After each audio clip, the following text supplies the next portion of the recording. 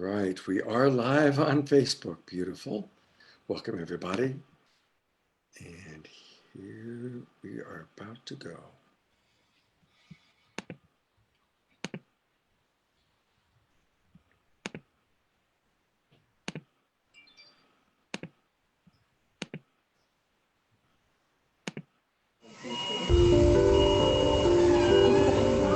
As we look at these images,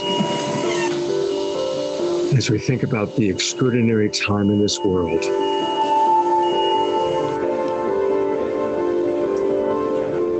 we remember the beautiful line that we are the ones we've been waiting for. And this is the time we've been preparing for. Nobody knows for sure exactly what it truly means, how long it's going to last. But what we do know is we have each other. And so welcome to Saturday Night Live for the Global Peace Tribe. This is your chance, our chance to come together in community, where we're going to have music. Walk together. Take my hand and we will heal this land. Inspirational speakers. Recreate, reimagine, renew, relook, respect, and regenerate. Wisdom jewels. Let yourself become intolerant of apathy, intolerant of injustice. Let yourself become intolerant of ignorance. And even some comedy. With all of this light energy, not only will you be able to heal souls, but I bet you'll be able to re-soul heals. And some magic. Are you ready? Here we go. Let's count to 3. Everybody, here we go. 1, 2, 3. Solved. Yes. Recognizing that the greatest magic is how we can all be together, no matter where we are geographically, sharing in the universal language of love and music. With all things I am one. With all things I am one. And learning from these extraordinary speakers coming into our show. We are the imaginal cells connecting right now, and they find a new way of connecting. Well, maybe we're not connecting out on the streets and we're not connecting at big concerts, but we are connecting through the globe right now. There are people all over this world in this moment together, this moment when we are beginning to awaken in the chrysalis to who we are becoming. Thank you for joining us. The show is just about to begin. With all things I am one. With all things I am one. With all things I am one. With all things I am one. With all things I am one. With all things I am one.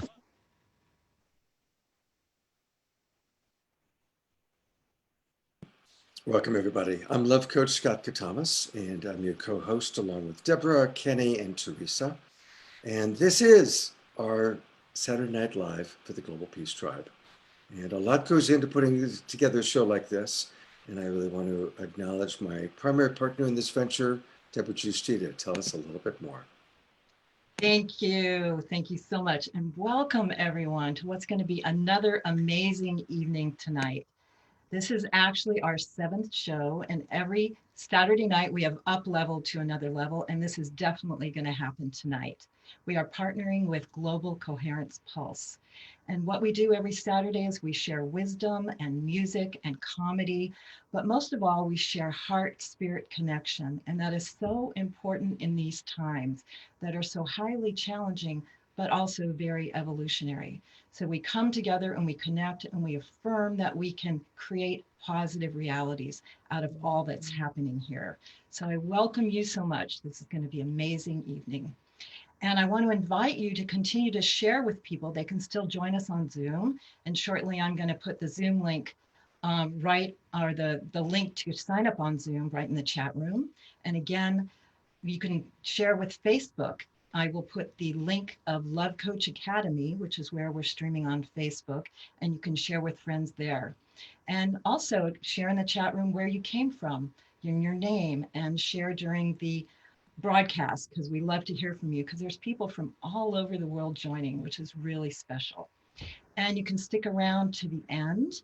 We have a very special thing that happens after the show called Community Connections, where you can actually come onto the gallery and share a 1-minute transmission of what you'd like to share from your heart in response to the show, in response to what's happening in the world now. So it's a way for us to connect within community at another level. And also we have another situation where we are using the new paradigm principles for this show in many levels, and we are using the gifting economy, which means we are sharing this show for you for free. And we love for you to give back to us generously through our GoFundMe campaign. And what we do is we share a big portion of that to organizations around our community that are helping with the COVID virus right now and helping to bring that forward so that, and then we will take a portion of it for our expenses. So we really appreciate you funding the GoFundMe campaign, and we'll put that link and we'll share more about the organizations that have gotten funded by this and who we're going to be funding today a little bit later in the show. And right now I'd like to introduce another partner of us that helps create the show, Ken Kaufman of New Living Expo. He actually was one of our collaborative partners a couple weeks ago, and he helps with the GoFundMe campaign and finding those organizations that are really important to support at this time.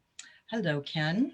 Hello, everybody. And thank you for coming in today. This is our largest crowd we've had yet, over 500 people on our Zoom room, which is fantastic. Just let you know, after 30 years of doing Whole Life Expo and now New Living Expo, I just, my heart goes out to everybody who is impacted by this COVID-19. And we hope and pray that this can be over as fast as possible so we can get back to doing our show in October. And tonight we're going to hear from 4 different nonprofits, 2 that we gave money to last week, and then 2 that we're giving money to this week. So stay tuned for that, and back to you, Scott. All right, thank you, Ken. And I think Deborah is going to introduce the woman who's really put this show together and done such an amazing job. Take it away, Deborah.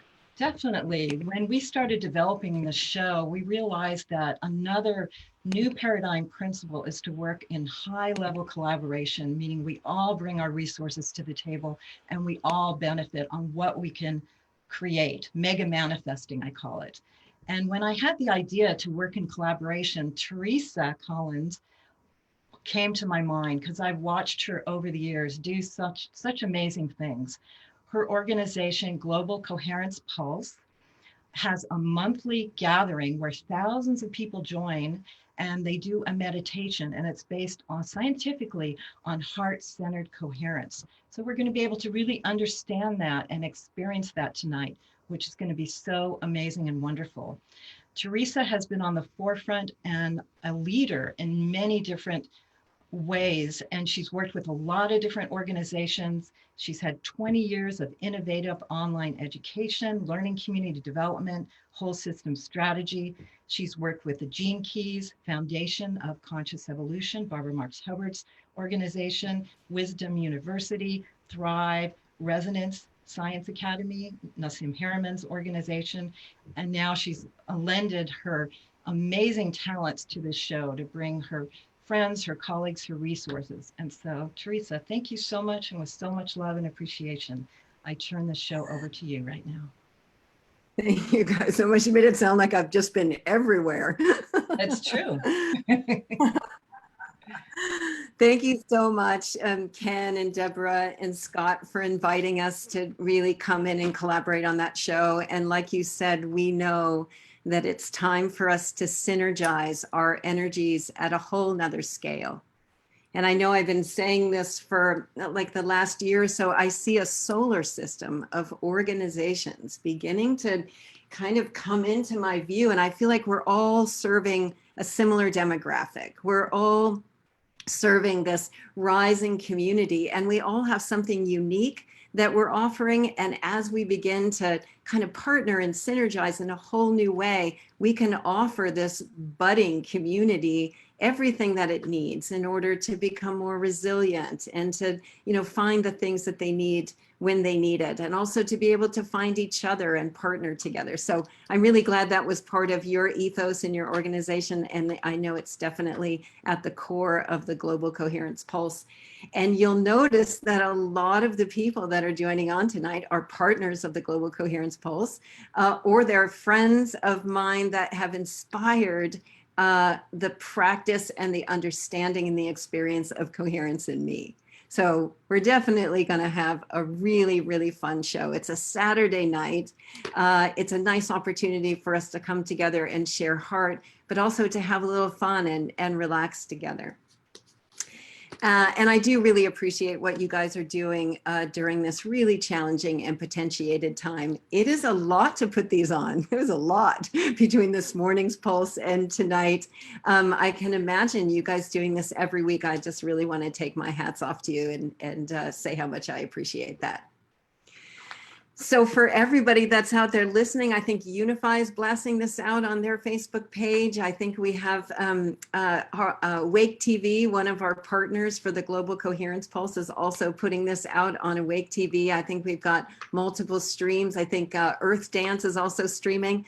So welcome wherever you're listening from. And even if you're listening to the recording right now, just know that we're all together in this, and that we're going to have a shared experience no matter where you are or when you're listening. So we have a great show planned tonight and great cast of characters, as I said. We have for magic and music, we have Minoz. We have Cornflower, who I know it said advertise Elijah Ray, and he ended up being double booked. And Deborah was lucky enough to reach out to one of their favorite people, Cornflower. And it turns out that Elijah and Cornflower absolutely love each other. So it was perfect combination to bring him in for us tonight. So thanks for your last minute inclusion. We look forward to hearing from you. We have Jess Magic, one of my favorite gals. David Line is going to do some magic and some wisdom for us, and Entheo, which is Theo and Ama Grace.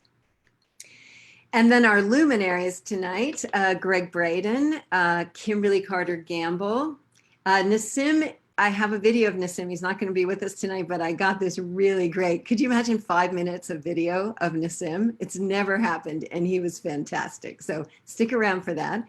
Claudia Wells is joining us. She is the co-founder of the Global Coherence Pulse and a dear, dear friend of mine and inspiration. Roland McCready is with us tonight, the Director of Research for HeartMath Institute. Marshall Lefferts is here. Cosmometry, if you haven't gotten the Cosmometry book, you're really going to want to get that one.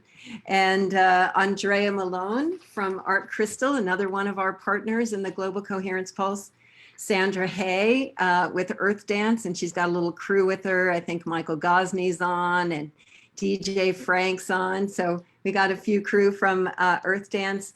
And then, of course, myself. I'll be participating too. So tonight's theme is claiming our coherence. And this is a continuation from our morning pulse. I know many of you are on this morning when we did our pulse, and we do this once a month as an event, and we come together so that we can learn more about what it means to have sustained heart coherence, and we have an opportunity to experience it together. And through that ongoing practice, we can build our capacity through the power of our synergy. Today we had 5,000 people sign up for our call. We maxed the 1,000-person line out in about a minute, live streaming out to Awake. We're going to have to figure out how we can keep opening it up so everybody can come in.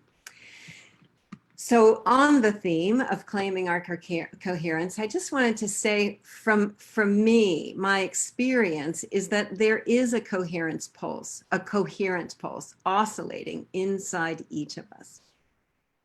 It's pulsing at the center really of everything that makes up life.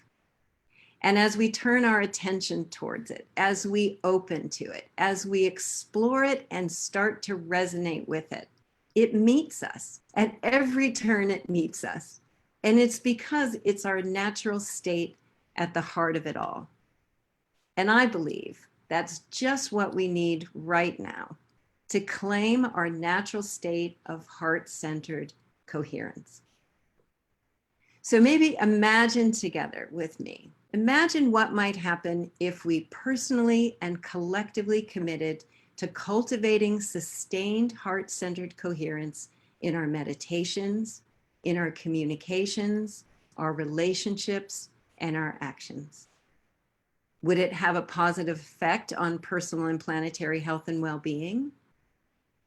Would it increase our resilience in the face of challenges and uncertainties?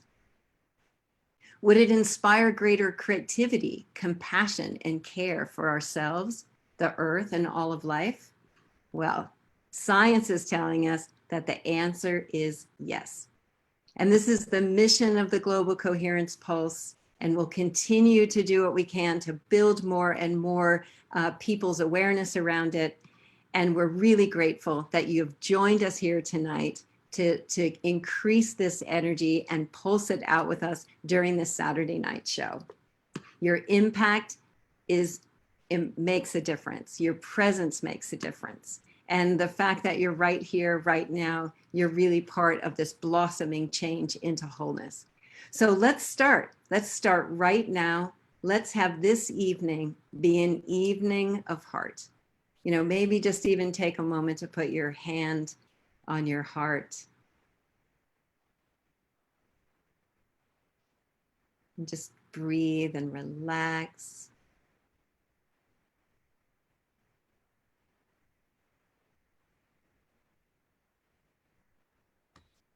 You're so blessed to have each other and this feeling of being together like this. So let's dedicate this pulse tonight to the frontline workers, to those who are suffering from the virus or related issues. And let's dedicate this to ourselves tonight and our full claiming of our coherence. Let's have a really, really beautiful heart-centered evening. So to start us off, I'd really like to hand it over to Manoj, one of my favorite friends on the planet. Manoj is a world acclaimed musician, but one of my favorite things about Nassim is a memory that I have about him. And he asked me if I would say something. One day I'm at the beach and Manoj comes up on his bicycle and tells me to hop onto his handlebars. Now we're on the sand, we're down at the beach, and he starts to ride me on his handlebars up and down the beach for a while. I don't even know how he did it. He had superhuman strength. And everybody who watched us, me smiling and laughing, and Krishna riding a bike up and down the beach with me smiling and laughing on it. That was my favorite memory. We got to do that again, Manoj. Thank you so much for bringing your love here. So nice. I remember that moment, and I remember being very tired later. I had good sleep. Anyway, thank you, Teresa, to remind me that. Wow, what amazing! I remember it was beautiful day in the Santa Cruz here in the beach. Anyway, I'm so grateful. I'm so grateful to be with you. Even though I'm looking at the screen right now, in a mysterious way, I can feel each of you in my heart. Each of you in my heart. And 2 days ago, we celebrated Buddha's birthday. Buddha, Siddhartha Gautama. He was born, enlightened, and he left his body 7th of May. And the whole month they call Buddha Purnima. And whole month we celebrate as a Buddha's month, Buddha Purnima, the full moon of a Buddha. So I pray for you. We have a Buddha inside all of us, to awaken all our Buddhas at this gathering. Namaste. Buddham Saranam Gacchami. Buddham saranam gacchami. Dhammam saranam gacchami. Sangham saranam gacchami. Buddham saranam gacchami. Buddham saranam gacchami. I take refuge in Buddha. Dhamma is a teaching of Buddha. I take refuge in the teachings of a Buddha. And Sangha. Sangha is a community, what you have created, Teresa. This is Sangha right now. I take refuge into Sangha. Buddham saranam gacchami. Dhammam saranam gacchami. Sangham saranam gacchami. Thank you so much.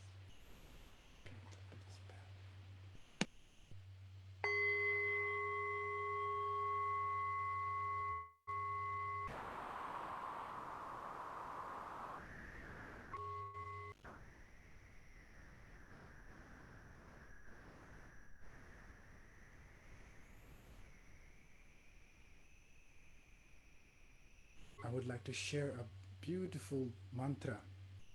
This is the mantra is for thriving, each of us, our community, our existence, globally, cosmically.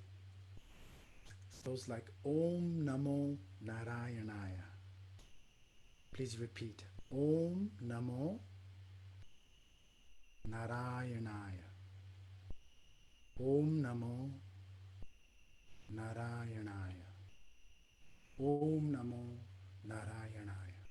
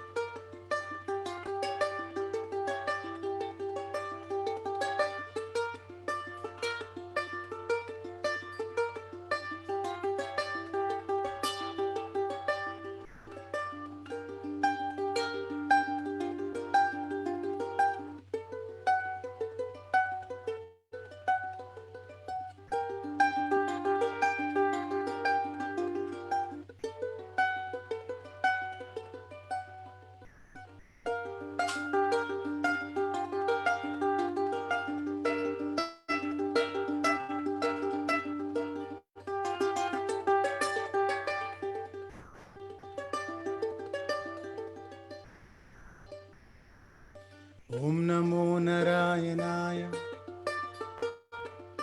Om Namo Narayanaya. Om Namo Narayanaya. Om Namo Narayanaya.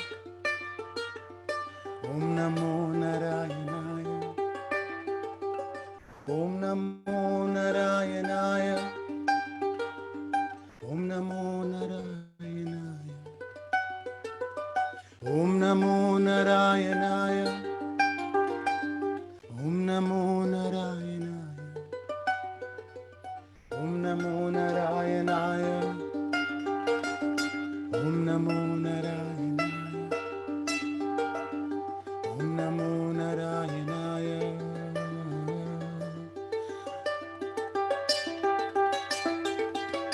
Om Namo Narayanaya. Om Namo Narayanaya. Om Namo Narayanaya. Om Namo Narayanaya.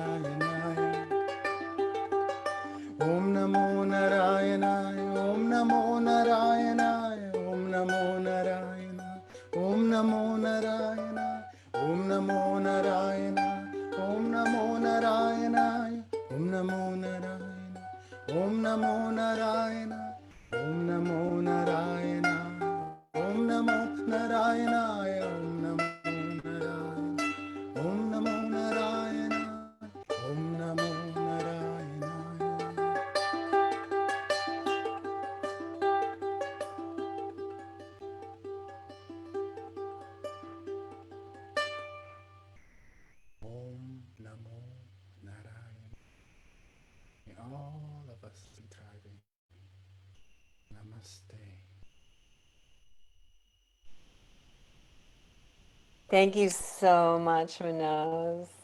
I love you so much. Such a beautiful soul. We'll be seeing more of Manoj later on in the show. Thank you so much, blessed brother.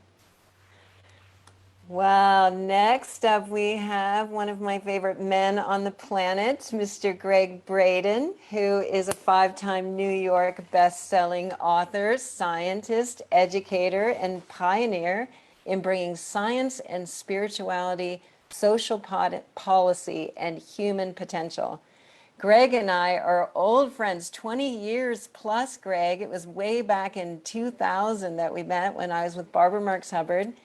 And we had so much fun, and we're still having fun. I'm so, so glad. And one thing I want to say personally about you, my friend, is you are one of the most consistently gracious men that I have ever had the pleasure of meeting.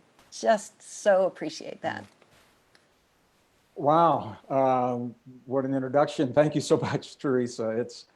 That means a lot. It's been a tough few days, and I want you to know it really means a lot for me to hear that from you tonight. So I want to begin by saying thank you, and I just want to say it feels really good to be with so many good friends. Some people on this panel I didn't know would be on the panel. I haven't seen for a long time. I know there are a lot of our global family that are tuned in right now. They're going to be watching this, and I just want to welcome everyone. And it just feels so good to be here right now. And I was listening. Well, and I have to say, Manoj, my brother, you are so awesome.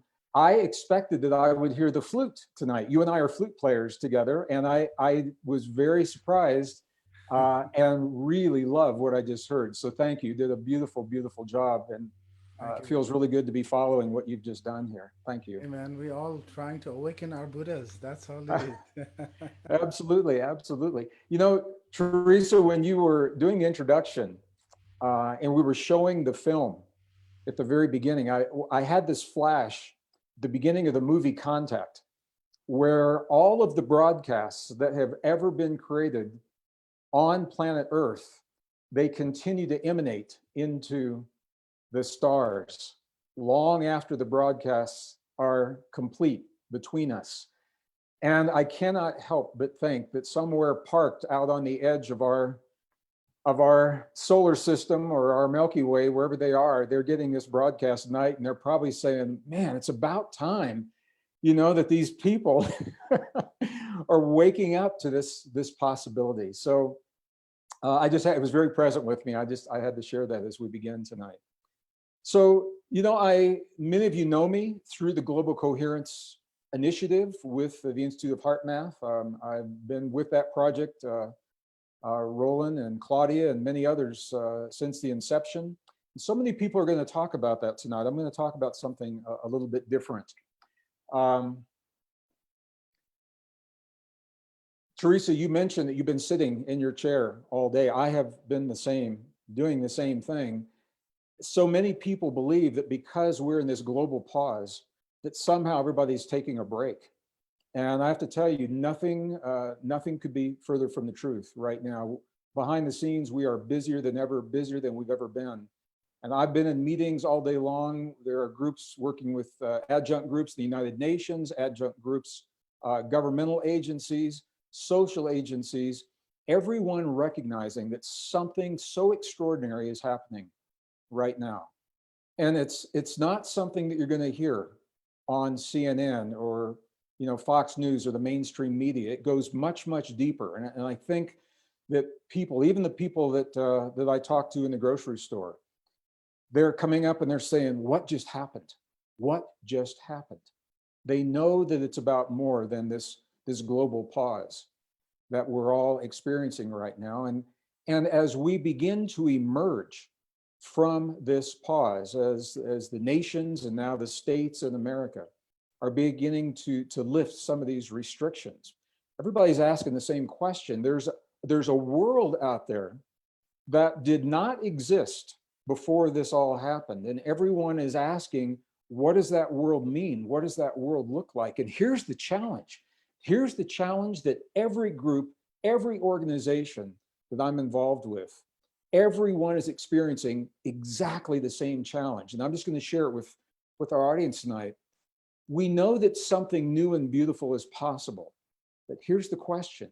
How do you imagine the potential of what is possible for us and what can be without running it through the filters of everything that we've known in the past? How can we begin to imagine this world of equality, this world of sustainability, this world that we all know is possible? How can we do that without hinging upon the framework of what we've known in the past? And it might seem like an easy thing to do when we talk about, but when you really sit down with people and they begin to describe what they envision as being possible, they begin to understand that is all based in the filters of everything that we've known in the past. And we have an opportunity to do so much more right now. So as the opening film clip for tonight began, there was the mention of the caterpillar and the butterfly. And I was actually going to talk about that because I was just speaking with my dear friend, my colleague, my spiritual brother, Bruce Lipton, 2 nights ago. He's in New Zealand right now. They're packing to come back to the US. And Bruce shared something with me about the caterpillar analogy, because we've all heard this before, but he expanded and shared something a little bit different with me. And I want to share it with you tonight. Because what he told me as a biologist, he told me that the caterpillar that is to become the monarch butterfly is a voracious eater, and it will consume and destroy its environment before it goes into the cocoon, into the chrysalis. And if you believe that we follow the natural rhythms and patterns that nature is showing us, it's a beautiful analogy for what we have done here on planet Earth. We have consumed almost to the extent where we cannot consume much longer. But the caterpillar goes into this state where everything breaks down into chaos. If you were to look inside, it's mush. It is this thick, sticky, gooey mush that looks like total chaos from inside. But then this beautiful thing begins to happen. A few specialized cells begin to awaken before the others do.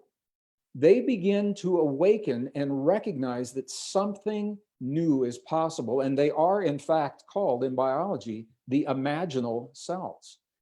And it is those imaginal cells that inform all of the other cells in the sticky, gooey mush that something greater is possible. And they become the organizing principle that allows the other cells then to align following what the imaginal cells now have shared as possible.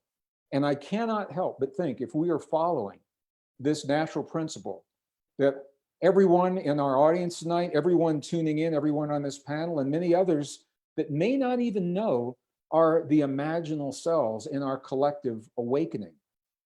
When I think about that, I'm excited, but then I think back to all the questions that are being asked. What do we do? What policies do we embrace? What laws do we enact? How do we build this new world and not make the mistakes of the past? And this is what I want to share tonight, because I'm going to share with you the message I've shared with the UN groups, with the governmental groups, with the military groups, with the social groups. From my perspective, we don't know, and there are things that cannot be known in this moment. We have to get used to that there are things that cannot be known, and we have to be okay with that. If we build our future and the world for our children and the world for ourselves as we emerge, if we build this world upon values that have been lost in the past, and there are fundamental values, 4 of them, that I cherish, and I believe that we as a species cherish. I'm going to share those values, the principles, the values of freedom. We've got to have freedom as a foundational principle. The principle of imagination, we must support our ability to imagine and have the freedom to imagine beyond the limits of what we've known in the past. The principle of community, we're being asked to become socially isolated, or socially distant, I should say. But the key is not to become socially isolated. We need community more now than ever. These values, the value of life, human life, all life, if we can bring these fundamental values front and center, not put them on the back burner at the expense of anything else, if every choice, every law, every policy, every decision that we make in our families, in our homes, in our schools, in our communities, in our governments, and as a planet, if they are all giving a priority to life, freedom, imagination, and community, then I don't think we can go wrong.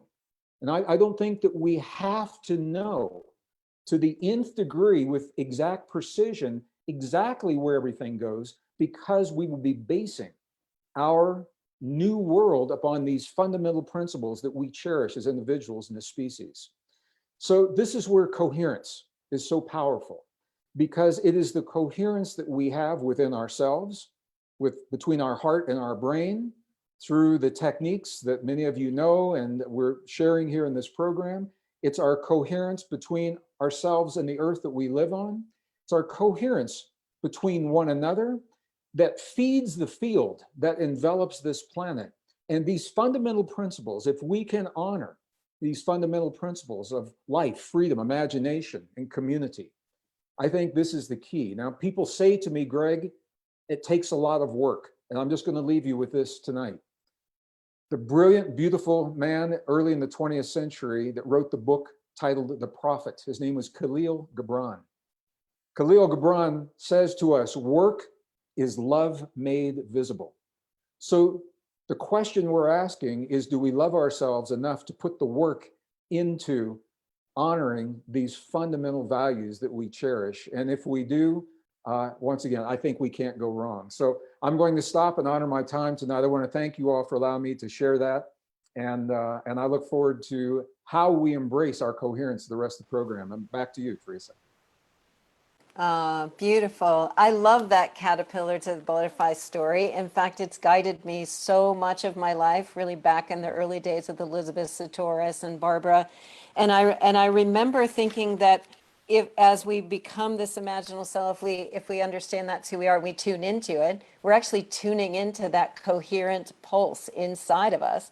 We vibrate that frequency and we start to connect with other people that are doing the same. Our projects start to uplift. You can feel it. So I think it's time for us to turn our attention in some ways away from the soup, the dismantling of the old, and really begin to vibrate at this attuned inside to that pulse. And that what will help us create that body. Absolutely. So beautiful. I love that you shared that. Thanks, I love it.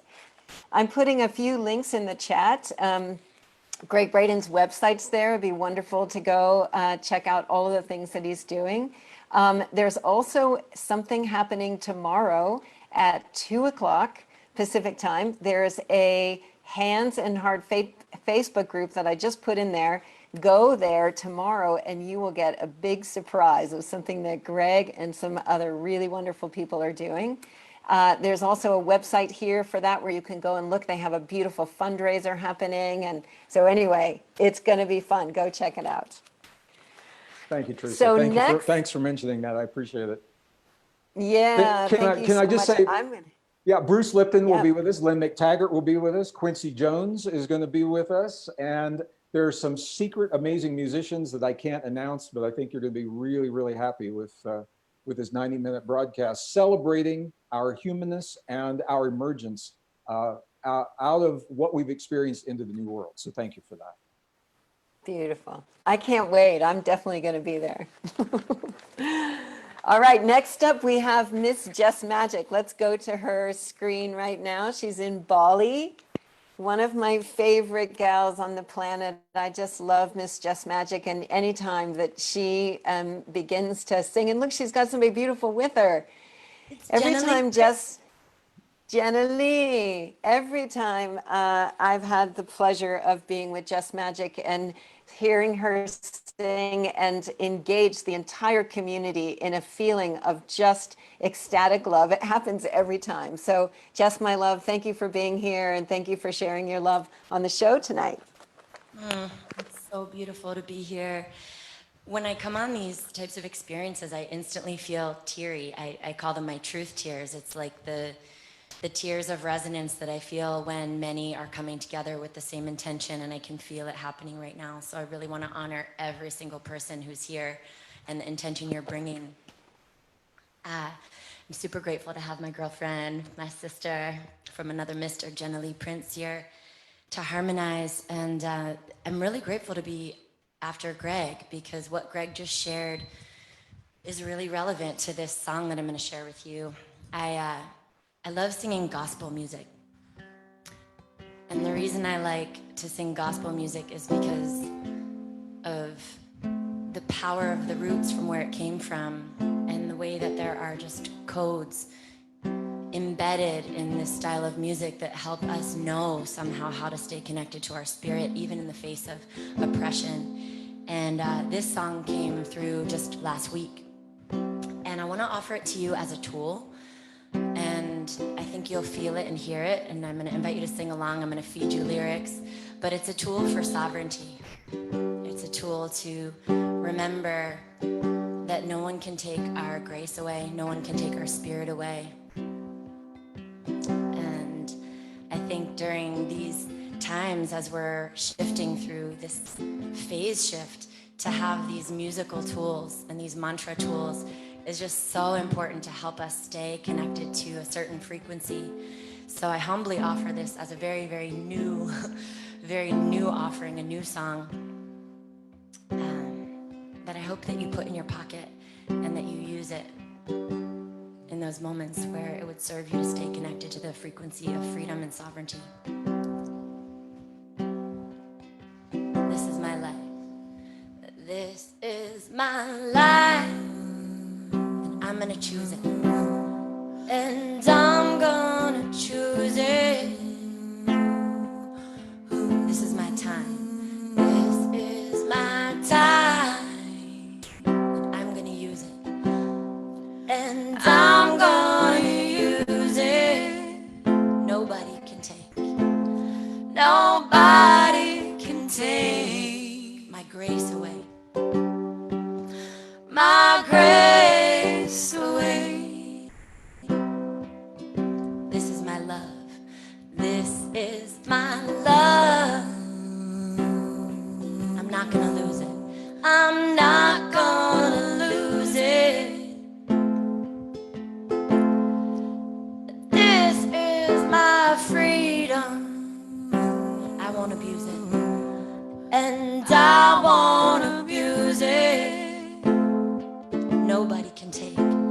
Nobody can take my spirit away. My spirit away. Let's sing that again. Nobody can take my spirit away. Nobody can take my spirit away. This is my life. And this is my life. I'm gonna choose it. You can sing. And I'm gonna choose it. This is my time. This is my time. I decide how to use it. I decide how to use it. Nobody can take my grace away. Sing that with me. Nobody can take my grace away. Nobody can take. I hear you, I feel you. My grace away. One more time. Nobody can take. Nobody can take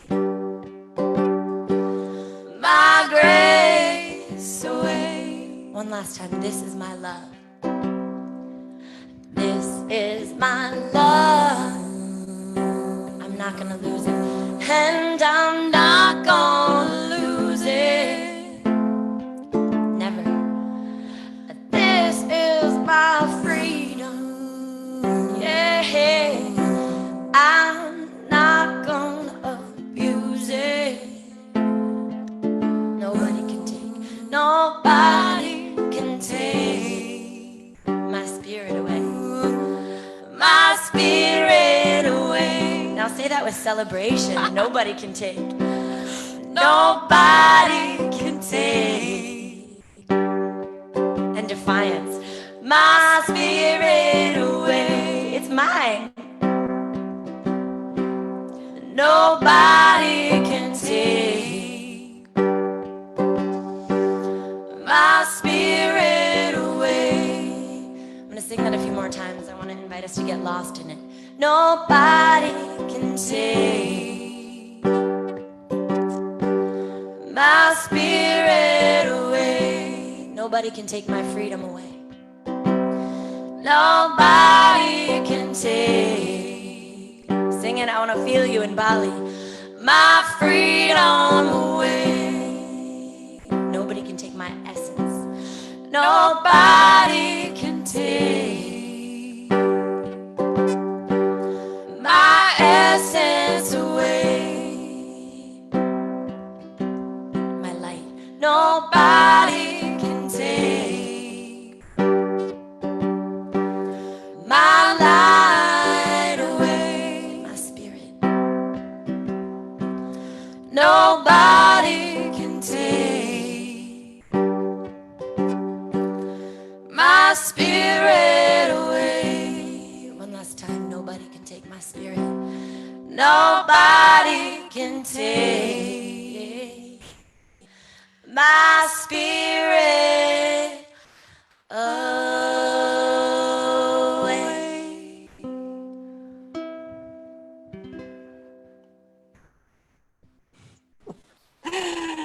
Like I said, every time Mama sings, oh,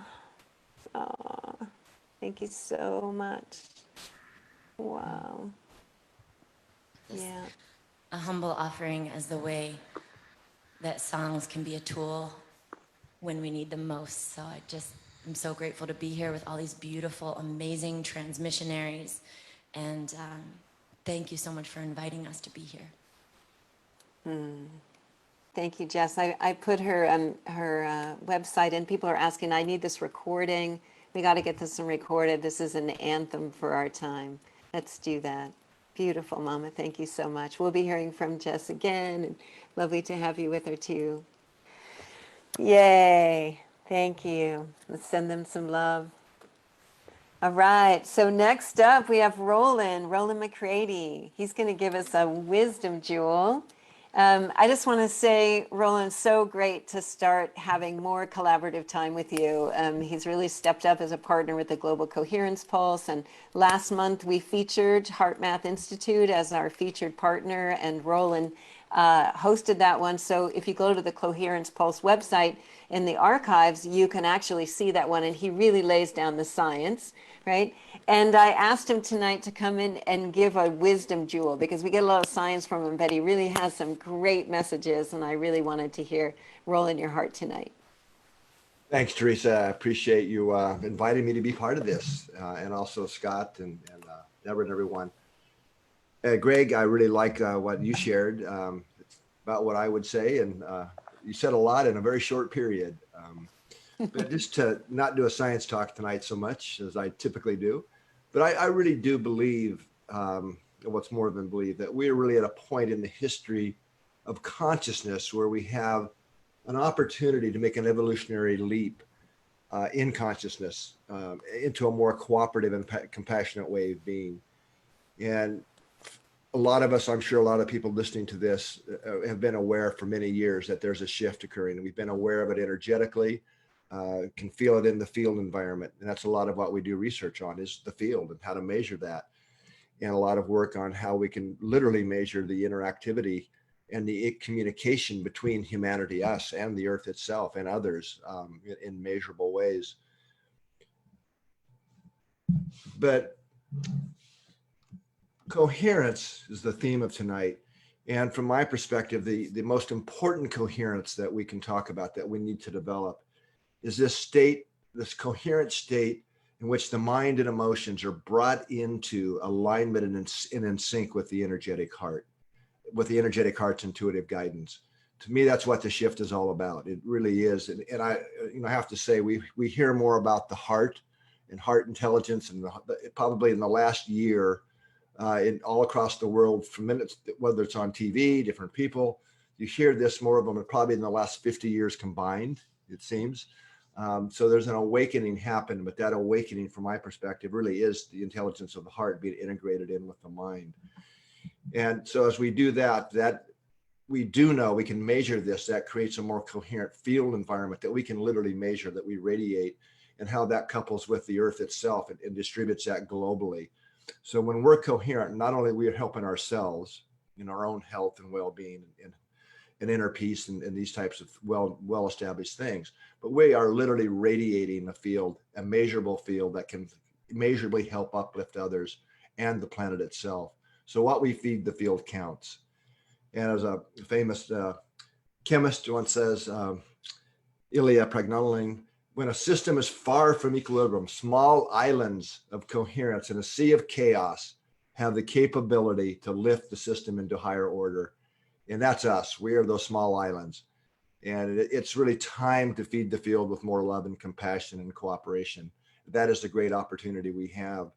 And I believe that the pandemic is now the manifestation of the shift down here in a way that gets past those of us that have been aware about it in the field for many years, in some cases, to where now it's global. Everybody knows there's something happening. And this is just the first, I think, of many events that will be necessary to shift humanity from the trajectory we were on into the next level of cooperation and care and really love. So my message to you is please pause throughout today as many times as you can remember and ask yourself, what are you feeding the field? What am I feeding the field? How much of it is really love, compassion, kindness versus maybe anxiety or irritation or impatience and these types of things? Because it all counts, not just when we come together for the global pulses and these types of things, because we're always connected and always feeding the field. Thank you. I appreciate everybody for being here tonight. And again, thank you for everybody for inviting me to be here. Thank you, Roland, and thanks for everything you've been doing. Let's go back to Roland just for a second. I'm going to put a link in the chat too to Awake TV network. Roland and so many people from the Heart Math community have been doing show after show after show. I think you finished your last one today, Roland, they're really wonderful. They give a really nice balance and information. Yeah. Did you One want to say more on something? Tuesday, actually, one more this coming Tuesday. One more on Tuesday. On the science of intuition and some techniques of how to really access our heart's intuitive guidance. And going to have some other guests that are really going to tell real, I think, awesome stories from their own lives of how they've used the heart's intuitive guidance to navigate some really challenging times in their lives. Thank you so much. There's tons of shows. Awake TV Network, go check it out. You'll find that they've just been hosting one after the other of coherence related TV shows. So thanks, Roland, for all you're doing. Right. Well, next we're going to go to Claudia Wells. We can go to her right now. And Claudia is the co-founder of the Global Coherence Initiative. She's also the board president of ION. She's representing several organizations really here with her presence. And Claudia was the host of our third Coherence Pulse today. And representing our partner organization that we're featuring, which is the Global Coherence Initiative. And Claudia, I'm just so happy to have you in partnership in this. And Claudia's commitment to bringing coherence into all of the organizations and the projects that she's serving has been unwavering and super inspiring to me. And so I'm very grateful that we're partners in this and that we can begin to carry this love of coherence and that coherence has us into the world in this way. Thank you, Claudia. Thank you, Teresa. And hello, everybody. Happy Saturday Night Live. We're doing it from home, just like the regular cast, which I thought has been fun to watch. Teresa mentioned that I'm with IONS, and that's the Institute of Noetic Sciences for people who don't know that. I'm also with the Global Coherence Initiative, so with Roland and Greg, and it's fun sharing the evening with you both and with Teresa and with the rest of you. A lot of the rest of you are new to me. This is a new community. So I wasn't really sure what to share. I have to say, after Mama Just Magic, who I've never heard before, I kind of melted, so I'm reconstituting. And I'm a little bit more sciencey, but hopefully I can still connect. So I'm with IONS and GCI, and they have a lot more in common than just me. Obviously, and at least for people who know about them, they're both science organizations, and they're both contributing to a tipping point of consciousness on the planet through science. But what they also have in common is they're both about unconditional love. They both came into my life unexpectedly at exactly the same time, as a matter of fact. I think we were all magnetically attracted. And it took me a while to realize that we all had this in common. Obviously, GCI will not obvious because this was before GCI, so it was heart math. Obviously, heart math is about love. It's about heart coherence, which they sometimes refer to as the physiological signature of love at the core of the human system. So that one is obvious. What a lot of people don't know, though, is that IONS, the Institute of Noetic Sciences, is also about love. It has to be, because our founder, Apollo 14 astronaut Edgar Mitchell, the sixth man to walk on the moon, had an epiphany in space, coming back from his moonwalk about the true nature of the universe, of life, of humanity, and how we're all connected. In fact, that's why he founded IONS when he came back to Earth. He wanted science to tell a new story. And it took me a while to learn, because he often didn't share this with people, that Edgar's epiphany showed him that love, what he called and what others call agape love, what I call unconditional love, is the organizing principle of the whole universe. If he's right, and I think he is, even if it's more poetic than literal, it helps make sense of why the islands of coherence theory, that's foundational to the Global Coherence Pulse, and as Roland said, the Global Coherence Initiative, and that also serves as our inspiration tonight, feels so potent at this time. By the way, did you know Ilya Prigogine, the Nobel Prize-winning physicist behind that scientific theory, was known by his close friends and colleagues as the poet of thermodynamics? So if he could be here tonight, he'd probably drop some serious CT, or I guess it would be CSTP, that's complex systems theory poetry, like a Drew Dellinger of dissipative structures. Yeah, I don't know what those things really are, but he did.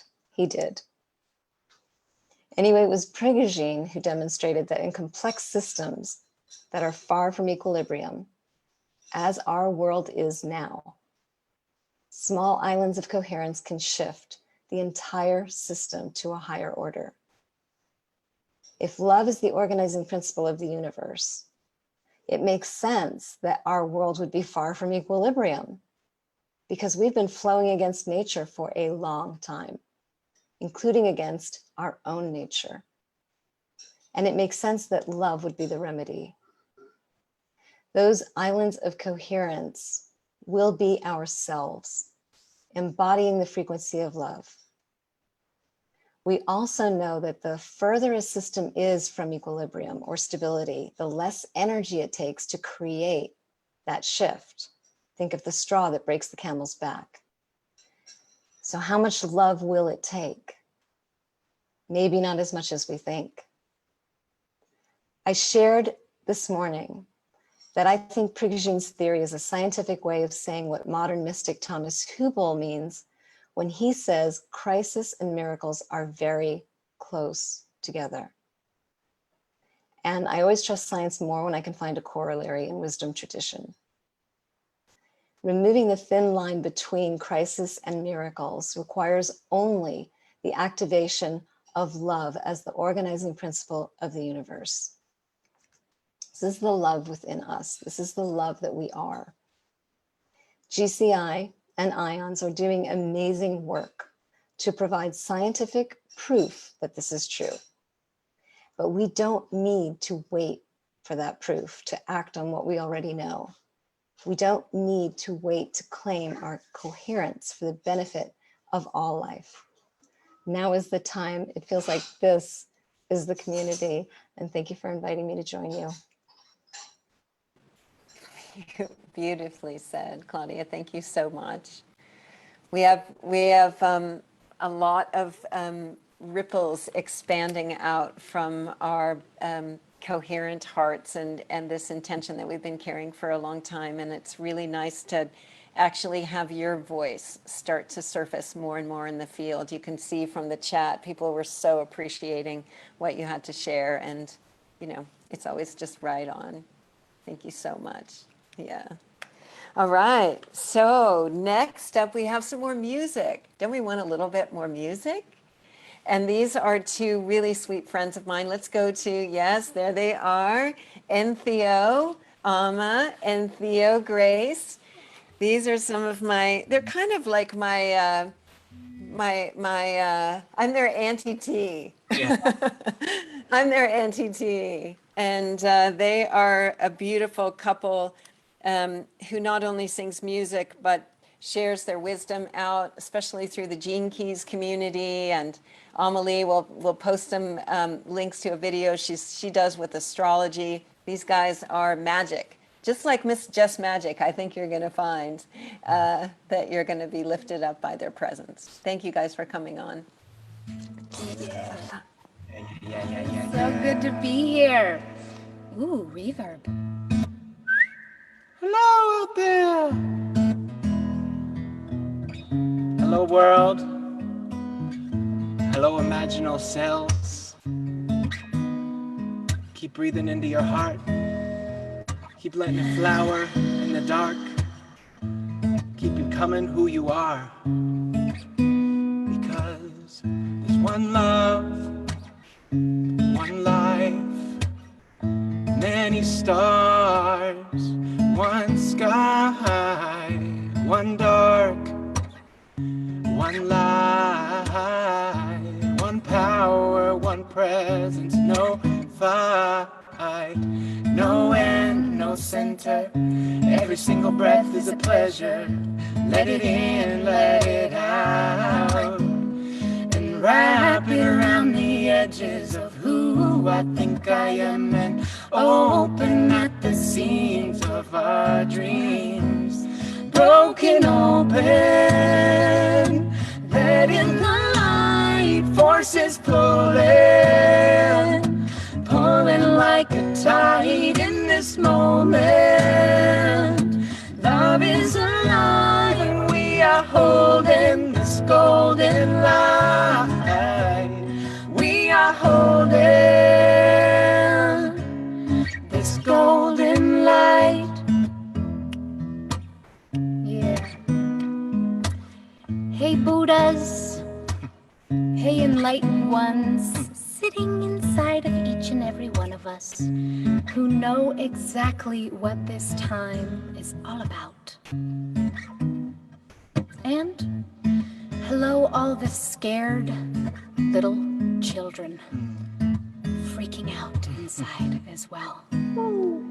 If love is the organizing principle of the universe, then may we love the parts of ourselves that are incoherent. Because perhaps coherence is being with exactly how we are in this moment. And things get better from there. One love, one life, many stars, one sky, one dark, one light, one power, one presence, no fight, no end, no center. Every single breath is a pleasure. Let it in, let it out. And wrap it around the edges of who I think I am. And open at the seams of our dreams. Broken open, letting the light forces pulling. Pulling like a tide in this moment. Love is alive and we are holding this golden light. We are holding this golden light. this golden light. We are holding this golden light.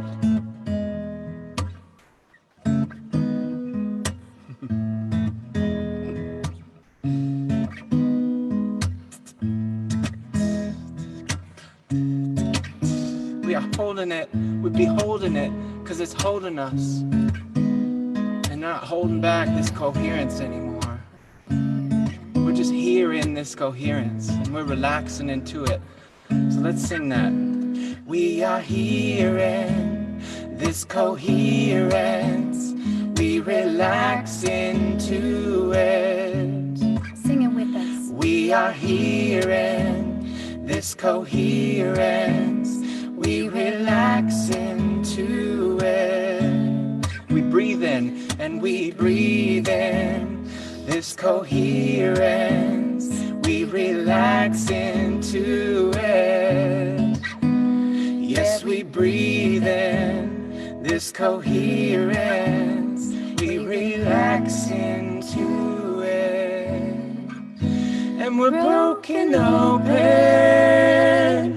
letting the light forces pulling, pulling like a tide in this moment. Love is alive and we are holding this golden light.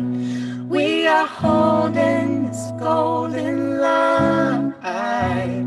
We are holding this golden light. We are holding this golden light.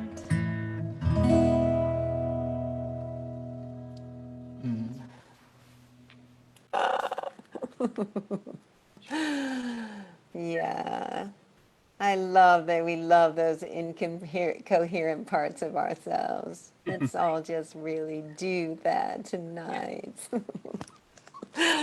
Thank you guys. Beautiful, beautiful. Well, my next guest is, gosh, my best girlfriend on the planet, Miss Kimberly Carter Gamble. And I'd like to bring her on screen if we can right now. Hello, my sweet sister. Kimberly and I have been, gosh, traveling all around the world, doing all kinds of fun things. And I've really so appreciated her friendship. It's one of those ones where we can talk about anything and we can dive into anything, the hard stuff, the good stuff. And we always really stay true and present with each other as we do that and always find our way to the other side together. And Kimberly is the producer, director, co-writer of the globally acclaimed documentary Thrive, What on Earth Will It Take? And they are now preparing the launch of the sequel, Thrive 2, This Is What It Takes, which is going to be an amazing gift on the planet. And Kimberly, I am so, so grateful that you came on today. And you're another one of those people, for me, like Claudia, it's time for your voice to be heard. And so I really love that you had this chance to do that.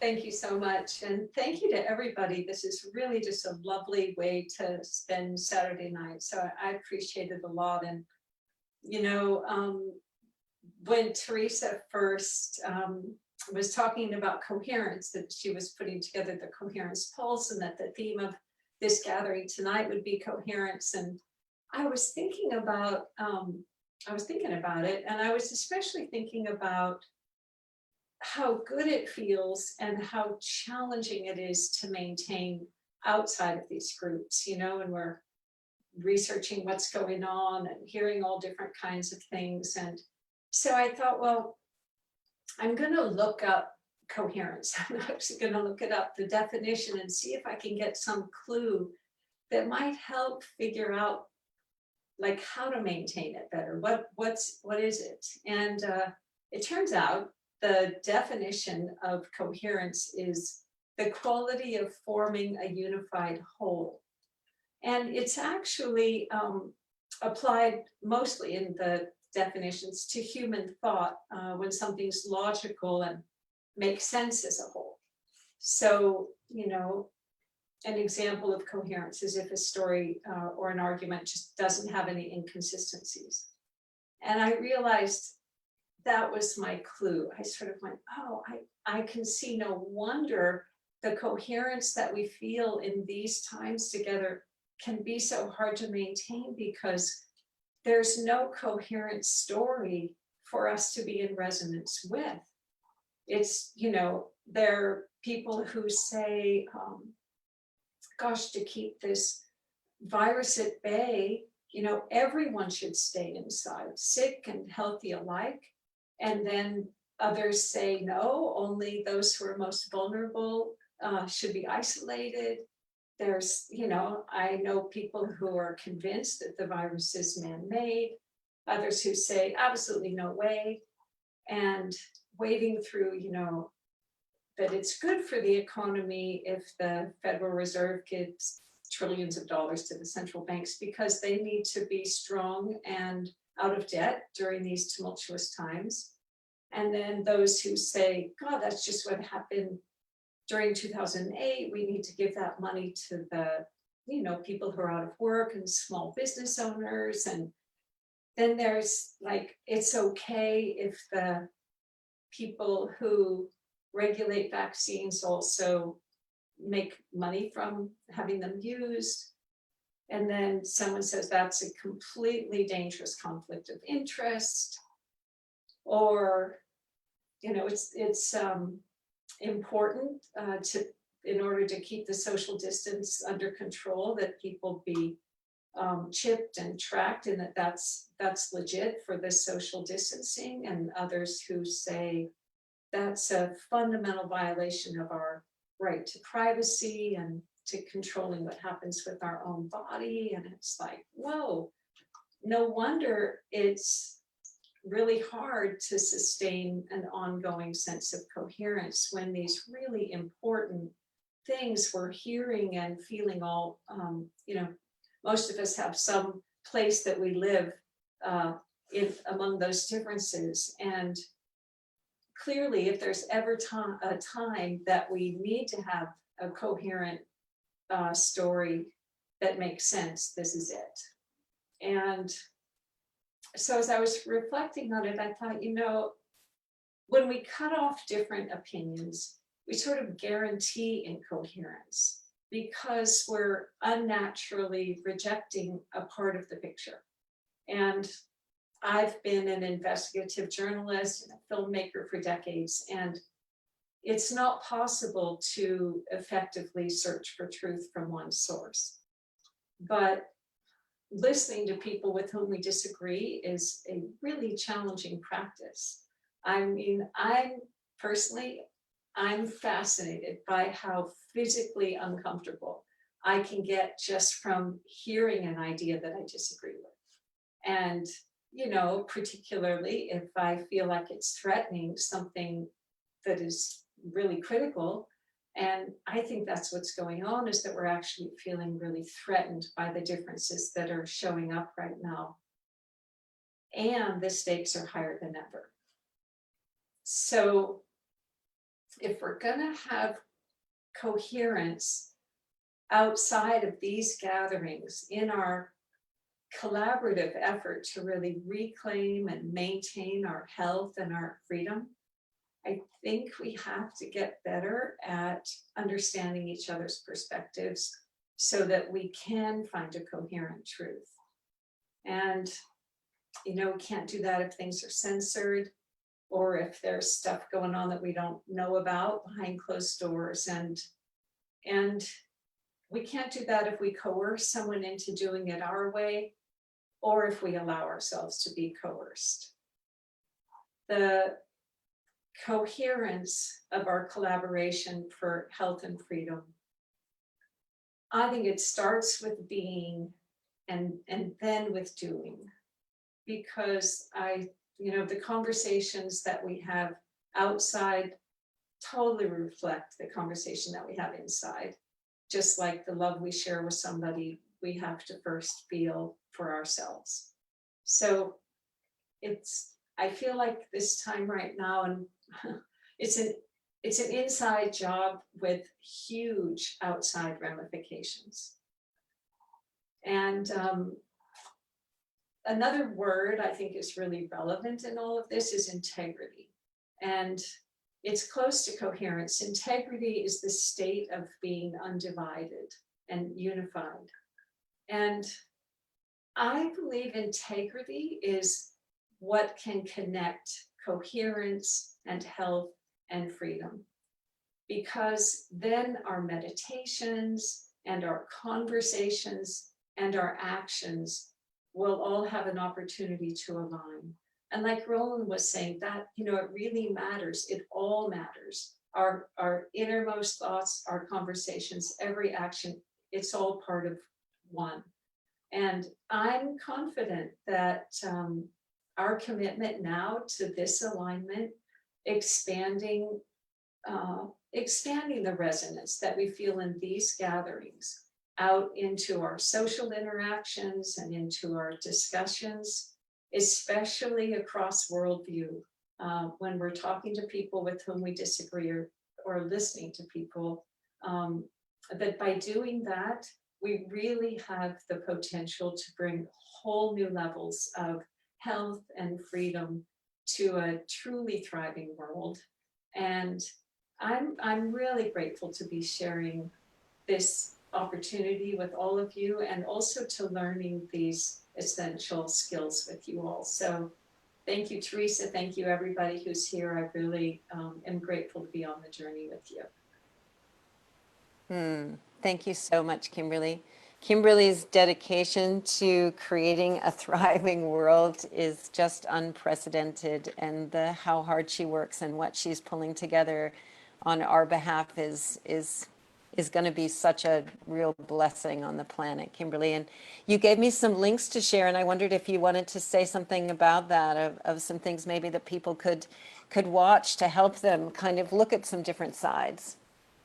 Well, you know, we've Foster and I remember our mail carrier saying she couldn't figure us out because we got publications from every imaginable source, you know, and I've really worked hard to continue to do that. So I listen to everybody with every imaginable bit of information and perspective on this thing. And by doing that, I get to determine for myself, what do I believe?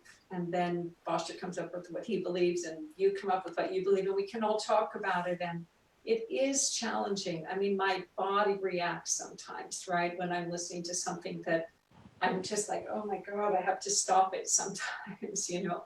But when I do it and I get through it, what happens is I benefit, and I learn to understand something about the worldview. And I've always had this quote on my wall. It says, I'm a friend of your soul and an enemy of your project, right? Because there are people whose projects I want to stop, and at the same time, I never want to lose this connection that we all know is true, our ultimate truth.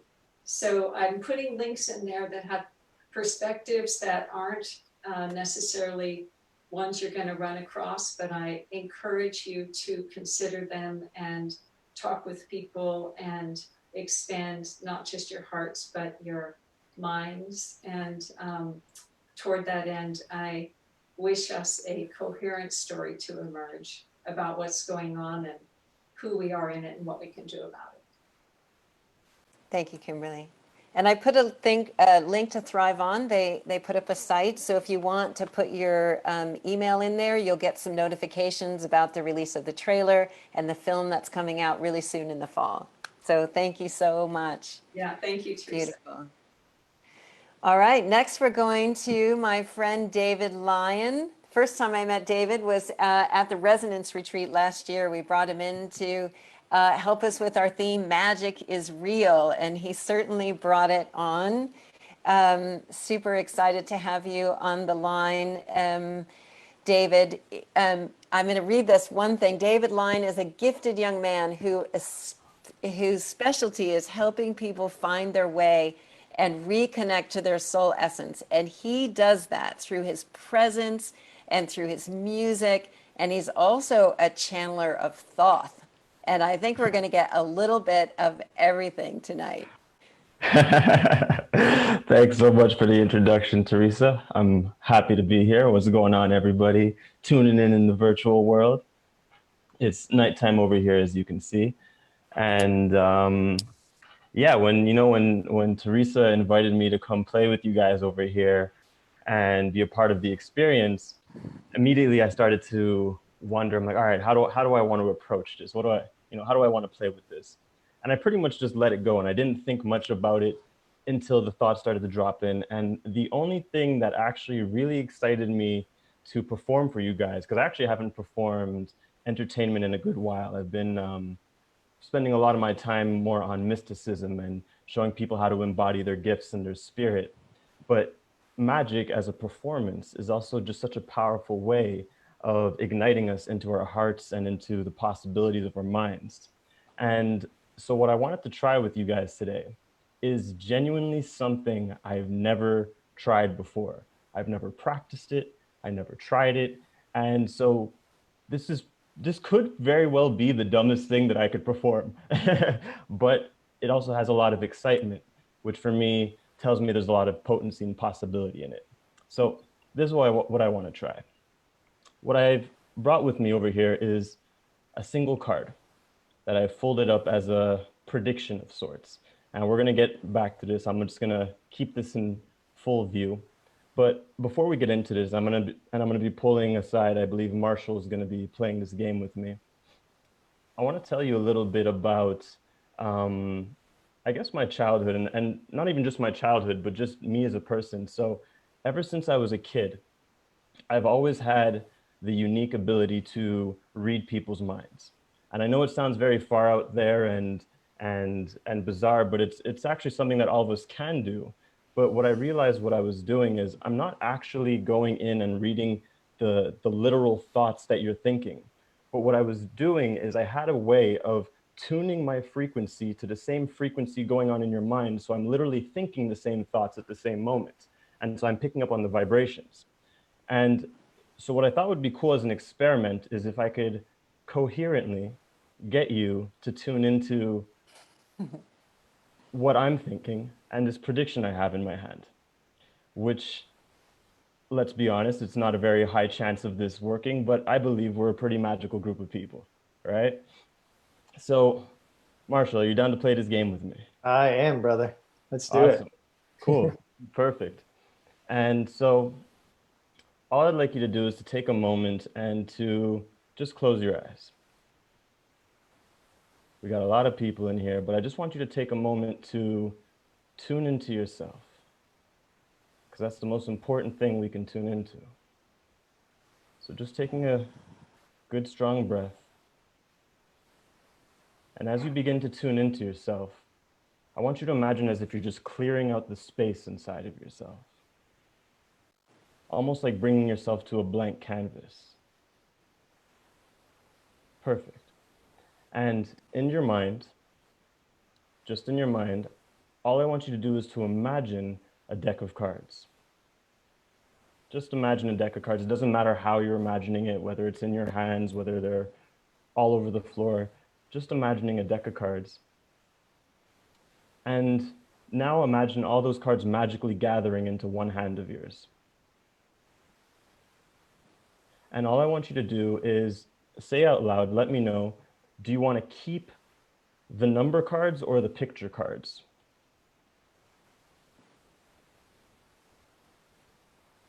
I'll keep the number cards. You want to keep the number cards. Perfect. So you're going to take all the number cards. Yeah. And I want you to imagine just tossing them up in the air. Perfect. So now all you're left with are the picture cards. So now I want you to follow along in your imagination as best as possible. I'm tuning into you here as well. I want you to notice in picture cards there's jacks, there's queens, and there's kings. Which one do you want to keep? Jacks, queens, or kings? Queens. Queens. 100% sure, or do you want to change your mind? I'm 100% sure. 100% sure. So we're going to get rid of the jacks and the kings. And now in your mind, we've narrowed it down to queens, where you have clubs, hearts, spades, or diamonds. So which queen would you like to go with?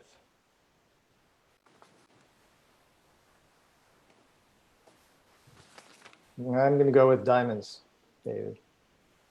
Queen of diamonds. Do you want to change your mind? No, that feels good.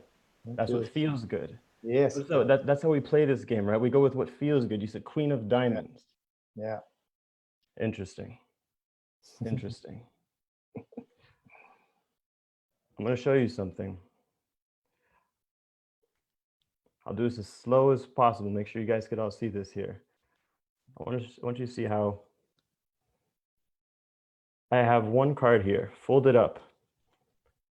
And that one card is the Queen of Diamonds. Make sure you guys could see that over here. Woo! Beautiful. Beautiful. How did you do that? We in sync, brother. One mind, one mind, one heart. Yes. Well, thank you for playing that game with me. Thank you, brother. That was fun. And I'm happy it worked. That was genuinely the first time I've ever done that in my life. So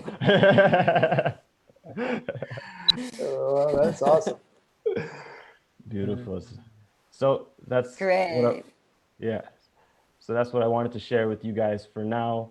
I do have something else coming up a little bit later, but I thought I'd start it off with a little bit of the magic flavor to get the imagination going and to just bring a little bit of joy into your lives. Magic is real around you, my friend. Thank you, David. Beautiful. That was awesome. That was awesome. Thank you. And we were behind the scenes when he asked Marshall if he would do it. They haven't had any contact, no conversations about it. Marshall had no idea what was going on. That was the real deal. Okay. Yeah, absolutely nothing was prearranged. That was as authentic as you saw it.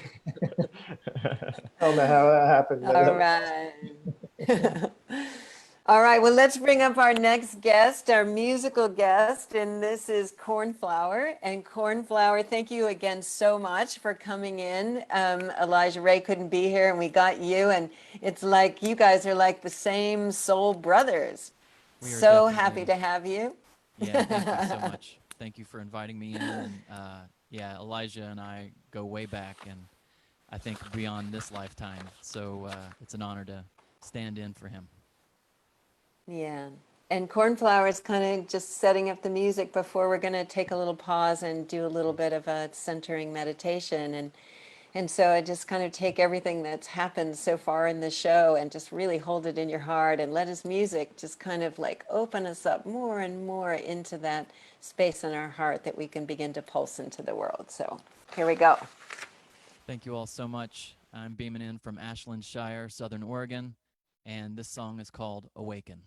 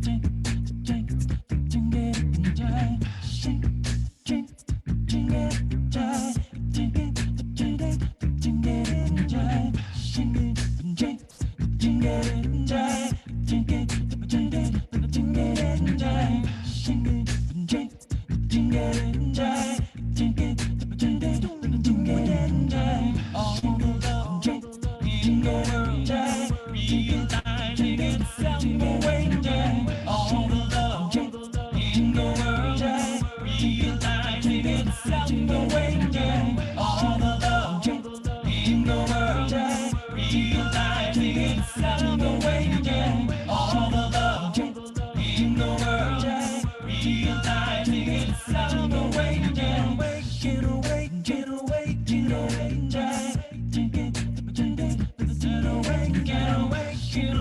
awaken, awaken,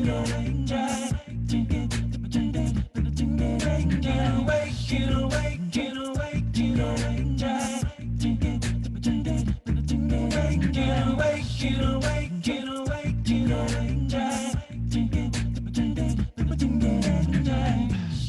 in the trees, in the water, all of the earth, in our laughter, we awaken to the love.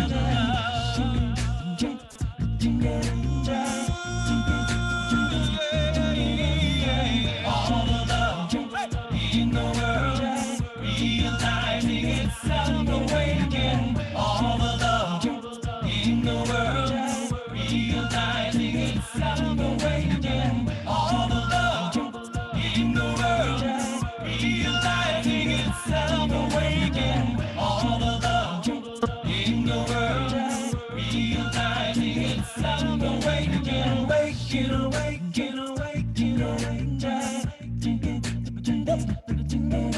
Awaken, awaken, awaken, awaken, in the trees, in the leaves, all of the sun shines down on us. We receive the language of love.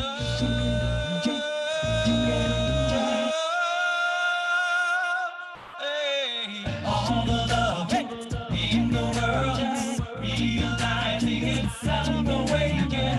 All the love in the world, realizing it's time to awaken. All the love in the world, realizing it's time to awaken. All the love in the world, realizing it's time to awaken. Awaken, awaken, awaken, awaken. Said awaken, awaken, awaken, awaken, awaken.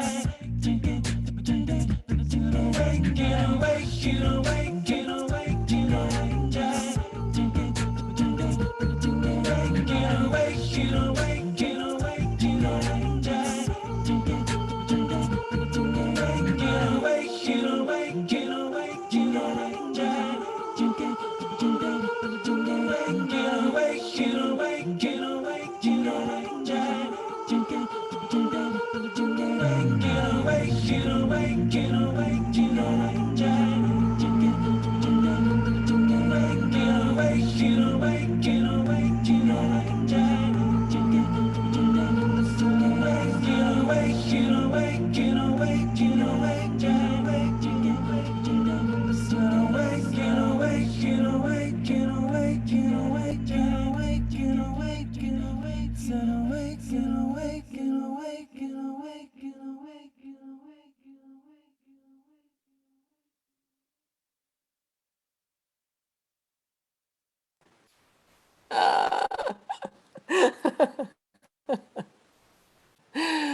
Yeah, beautiful. All of the love in the world is awakening inside of us right here, right now. Thank you so much. We put some links in for Cornflower. I know many of you want to go and find out what else he's doing. He's having a lot of fun on the planet. All right, well, we're going to settle now into just doing just a little centering meditation, a little heart-centered meditation with all this love that we have pulsing through us. I'm just going to share some music on my computer. Let me get that going here. I'm looking forward to this too. Let's get that started. Let me know if you can hear that music and yep, great.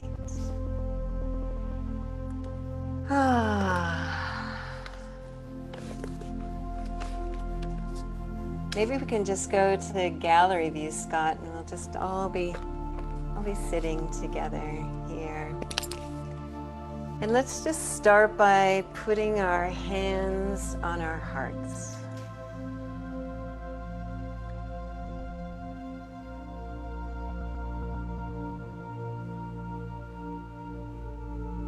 Just breathing in and out of our heart center.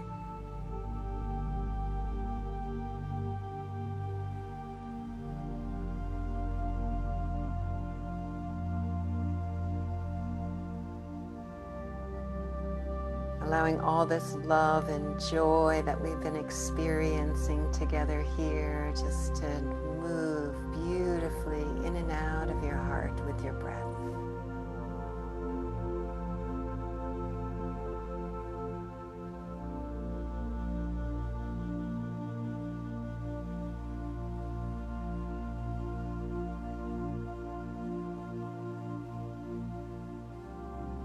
And as we relax, we deepen our attention on that little pulsation of coherence at the center of our being.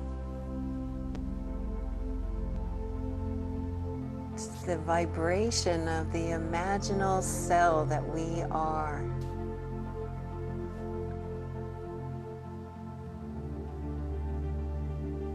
And that's the pulse that will radiate together tonight.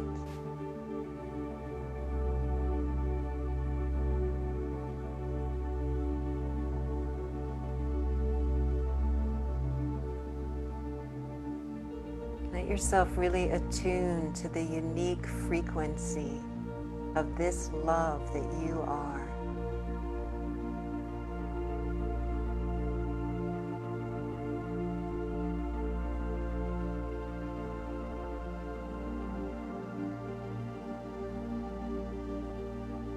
And I invite us to feel the bottom of our feet.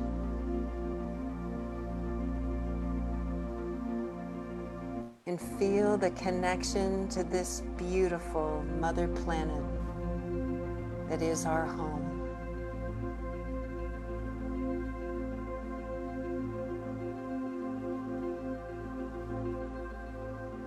When we're in heart coherence, we're in resonance and alignment with the frequency, with the vibration of the earth.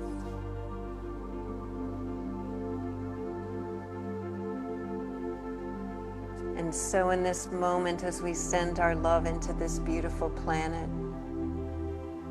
who we've been watching regenerate herself in just the little time that we have not been out walking on her.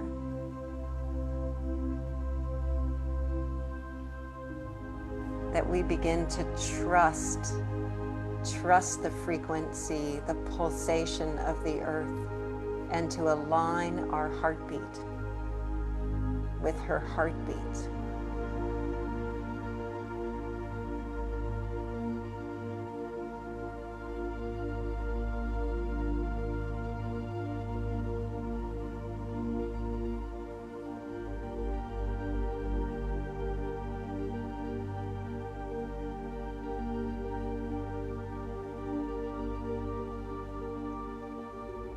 And we bring the feeling that we've been sharing here tonight. Bring that feeling very present in every cell of our body.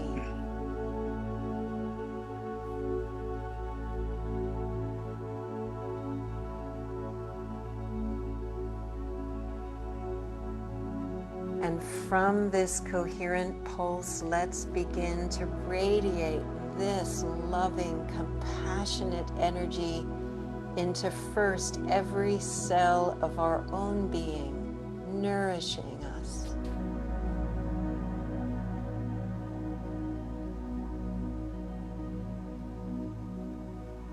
Because coherence starts right here with each of us.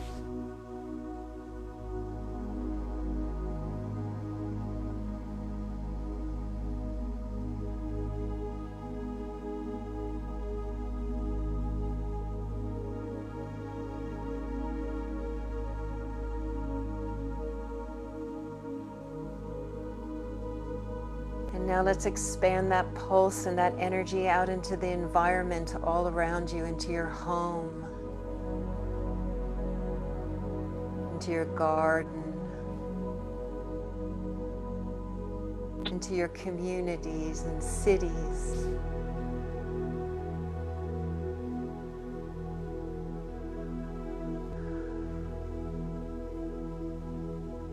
Feel our pulses beginning to move together, creating this incredible fabric of energy pulsing out through the countrysides.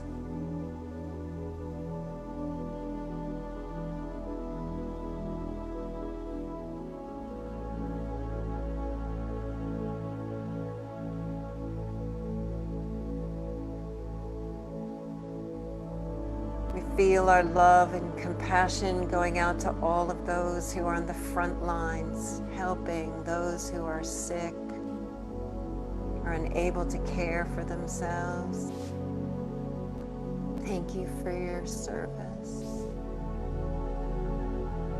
Wrap them in our love.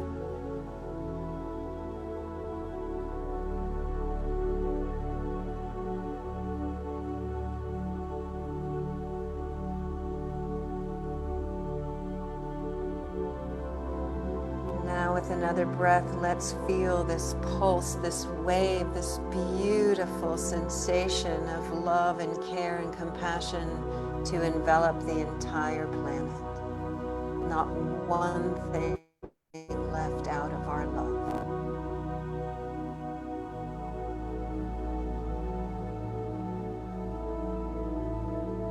Not one thing untouched.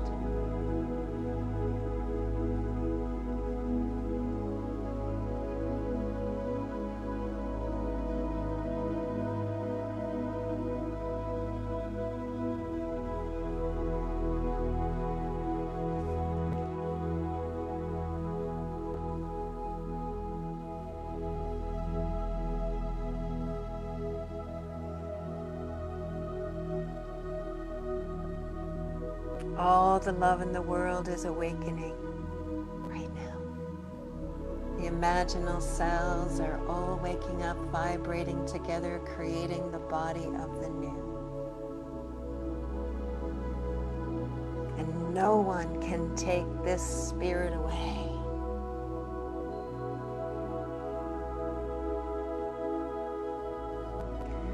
Now with one more pulse, let's really bring it right back into our own bodies. Really grateful for yourself. Loving all of those incoherent moments as we open and claim our birthright, our natural state of coherence inside.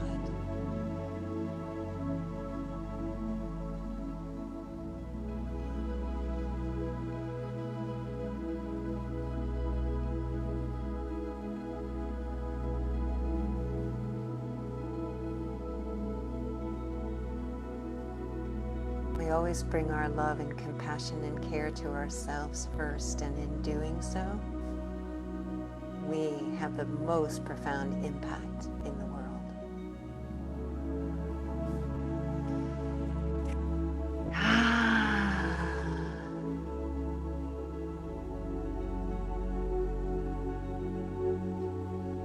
And I'm going to invite Manoj to come in and just to play some music for us as we just continue to just radiate this love inward and outward simultaneously as a blessing for the whole of life.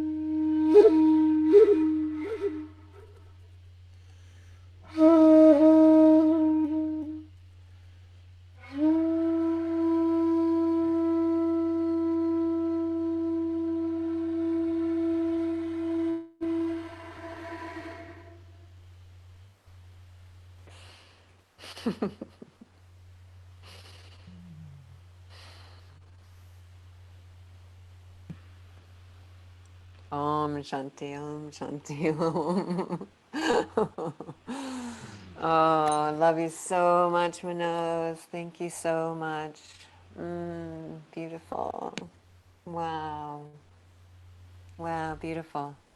Well, we have going to turn this over to Deborah and Scott and Ken. They have some things to share about their wonderful fundraising, and I, want to say it's really wonderful for us to pulse waves of coherence and our love out, and sometimes how we do that is by sharing some of the resources that we have flow through. So I hope that you'll support what the work that they're doing here and some of the people they're supporting, and also know that Jess and Entheo and Cornflower and all of them coming up soon again.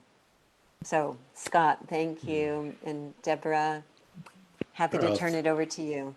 Thank you, Teresa. What an amazing night we're all having. Isn't it incredible? Wow. I mean, it's beautiful. And, since we talk about the caterpillar, the butterfly scenario, one of the elements of that story is that in this suey, gooey soup, once the caterpillar's kind of died and gone into its thing, it's the butterfly cells that find each other. And as the butterfly cells find each other and attract and come together, then they create the butterfly. And so much of that is what's happening tonight. The people who came in because they wanted to hear Greg Braden are then discovering all these other new people. And the people that have been watching our show previously are now discovering new people. And we're all discovering each other. And it's really beautiful. And so this is the part of the show where we are going to talk a little bit about our GoFundMe campaign.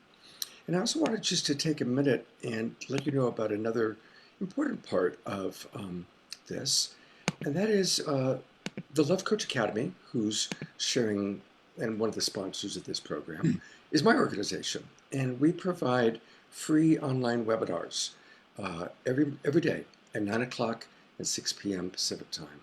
And they're all different with our coaches, providing empathy, relationship skills, tools. So go to lovecoachacademy.com or the Love Coach Academy page on Facebook, and you can learn more about all that we offer. And we really want to also thank the people that have been so generous in supporting our GoFundMe campaign so far. It's been amazing. We've raised thousands and thousands of dollars. You're going to hear a little bit more about the support, but I want to acknowledge just briefly, I'm just going to put the spotlight on Jay Mayer, who's been extremely generous in supporting our GoFundMe, which has allowed us to really help a lot of people. So a big twinkling for Jay. Thank you so much. And Jay's going to be one of our sponsors for the final 2 shows of this set that we're doing. So thank you very, very much, Jay. And I also want to acknowledge, once again, the incredible work that the primary partner I've been working with on this this all started as a fundraiser for Fantuzzi. And Deborah and I kind of put together this little fundraiser for Fantuzzi. And people just enjoyed it so much. It was like, hey, let's do this on a regular basis. So it kind of grew, and here we are. And we've got more people watching tonight than ever before, which is really, really exciting. And so to learn a little bit more about what we're doing, I do want to turn it over to Deborah. Yes, and a big thank you to Teresa. That was such a beautiful meditation. And meditation is always a key to what we do here. We started this on April 4th with the mass meditation, global mass meditation, where 4 million people were meditating all over the world. And it's such an important thing for us to do right now. And that was so beautiful. So thank you.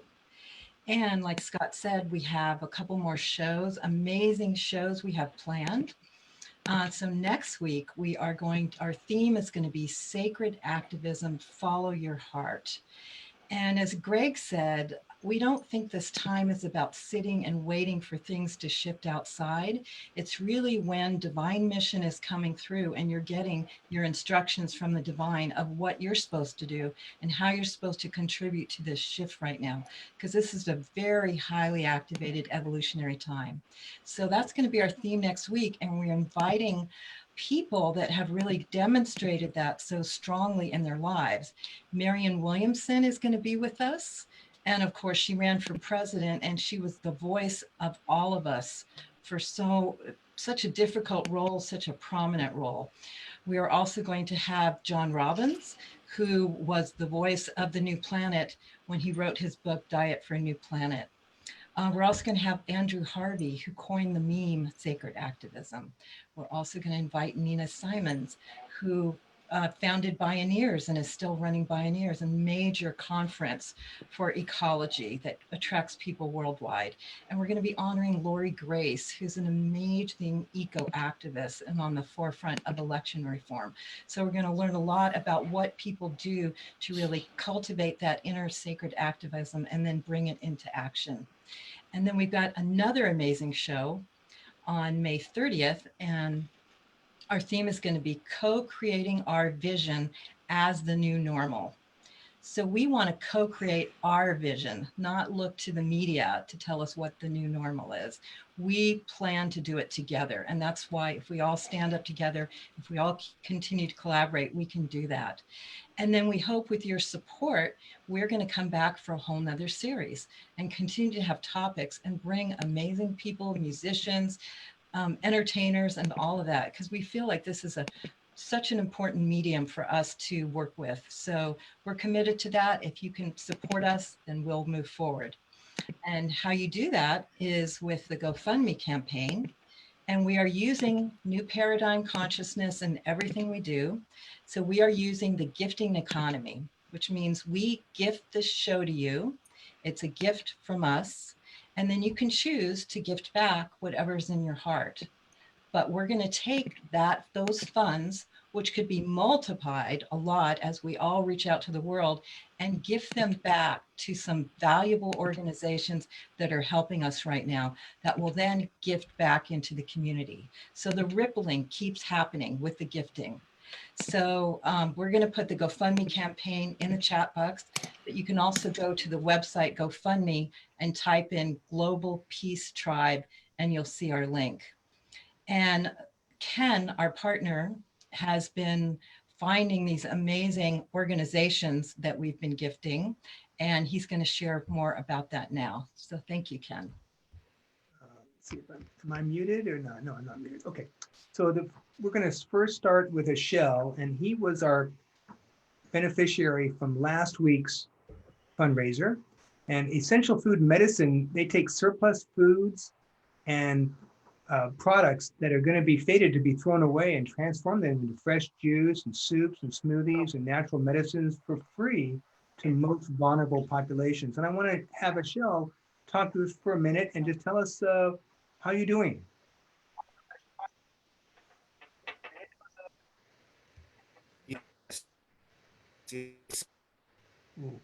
Last week, interesting with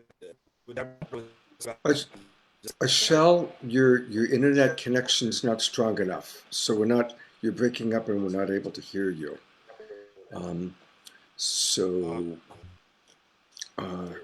Kid, do you want to kind of tell people a little bit about the organization? Well, I did that already, but I know that they needed a lot of money we gave them $1,000 last week for their fundraising, and I know they had some car repairs they had to do and some other mechanical things that they want to do and buy some more products to give to the customers. And so we're really proud to present that $1,000 check to them last week. And there you go. There's a little information about them. And then for this week, I want to bring in Jim, who is the part of the San Francisco Meals on Wheels. And they're since 1970 have been around, been serving the community, mostly seniors aged 60 and older who have the greatest physical and social and economic needs and who have limited ability to purchase food. So I'm gonna have Jim, hopefully he can not have an interruption there, but tell us about a minute what you're about. Yeah, well, first off, I want to thank you guys so much for having us on. This is really quite a magical show, so thank you so much. Meals on Wheels San Francisco, as you mentioned, has been serving the homebound senior community in San Francisco since 1970. So this year is our 50th year. And we're helping individuals who cannot get out to get meals. So we last year produced and delivered 2.2 million meals to homebound seniors throughout San Francisco, about 4,000, between 4,000 and 5,000. So it is an incredible service, but it is more than just about the meals. All of our drivers do wellness checks. So when they're delivering those meals, they check on each of the older adults to make sure that they're doing okay. And if they're not, then we can give them some assistance as well. So we run a variety of programs. Our home delivered meals program is our main staple, but we also run a home delivered groceries program in partnership with the San Francisco Marin Food Bank, as well as other nutritional and social work programs. So it's incredible. We're very, very fortunate to have a very supportive community here in the greater Bay Area for our work, and particularly during this really challenging time with COVID-19. So we're seeing a lot of housebound seniors who are fearful for going out because, you know, they are a vulnerable population. Many have underlying medical conditions. So we are there for them, and we can only do it with the community's help. So Thank you, Jim, for helping us raise more money for the Meals on Wheels Foundation. And we hope to, you know, just keep on giving to all these different nonprofits, and we'll come back again. But remember that if you donate $77, you'll get 2 weekend passes to the New Living Expo. And if you donate $99, you'll get a free 1-hour coaching session with the Love Coach. And if you do $200, you'll get a private session with Scott, another Love Coach. So thank you all for helping out our wonderful GoFundMe campaign and Saturday Night Live for the Global Peace Tribe. Yay. Thank you, Kenny. Thank you, everybody. And really want to appreciate a lot of the donations that are coming in. And later on in the program, I'm going to acknowledge some of the people who've been donating. So many of you have been donating $10, $20, and we really thank you for that. And also want to thank some of the people that have been very, very generous. One person who's been very generous we want to acknowledge also is Mark Sims. And you're going to get a chance to hear Mark speak next week. He's one of our sponsors of next week's show on sacred activism. And Mark, thank you so much for your generous donation last week. We really appreciate it. And we look forward to getting to know you more fully next week. Thank you very, very much. All right. And so with that, I think we're going to turn it back over to Teresa. I just want everybody to take a minute and really just maximum grace for this woman who has put together such a terrific show. And believe me, I know it's not easy putting these shows together. And she's done a fantastic job. So thank you, Teresa. Thank you. Take it away. Thank you. Well, I'm just going to hand it right over to Mama Jess Magic. I know we've been wanting her to come back where we're saying we need more Jess. So let's go to Bali to our Mama Jess. Look at that smile. Like, you just have to smile the second you see that smile. You just can't help it. You're making me blush. Yeah. Well, I really want to hand it over to you. And I also just want to say, like, thank you guys so much for all of the work that you're doing to do, you know, raise these funds and give them to other people. And I know, Jess, that your music will just help to lift that up, you know, our generous heart, just to give what we can. Yeah. So take it away, Mama. You know, the word amen means, and so it is. My brother True taught me that too. Yeah. So I say amen, hallelujah. Amen, hallelujah. One of the share in that announcement really moved me around using this time to really listen to what's ours to do. And one of the things that I've been really listening to is how to use this spirit of gospel music and these kind of the sound of the traditional spirituals to raise ourselves through the divide, through the dogma that was traditionally associated with certain types of spiritual music, and up into a place of pure devotion where we can all truly unite. And so the code of harmony, literally vocal harmony, I think really shows us how we can be our own unique contribution of our voice while also listening to the unique contributions of other voices and then learn how to attune, which creates coherence. So this song was, I learned this song through my brother, True Osborne, and we performed this at Burning Man this past year in a pyramid, the biggest structure on the playa, for those of you who've been to Burning Man and maybe even saw this. And we had about 500 people that spontaneously transformed into a pop-up gospel choir.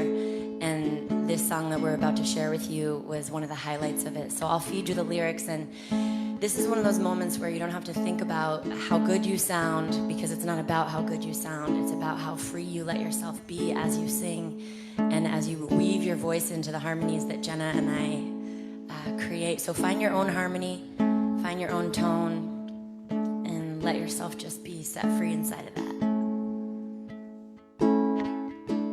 You are my strength. You are my strength. Strength like no other. Strength like no other.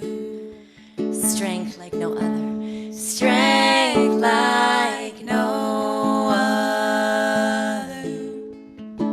Reaches to me. You are my hope.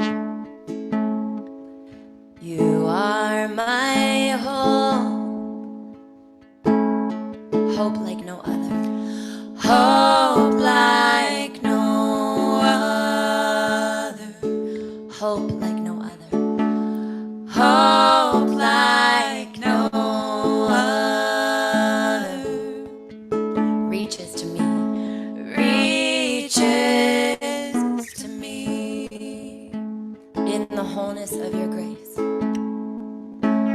In the wholeness of your grace. In the power of your name. In the power of your name. You lift me up.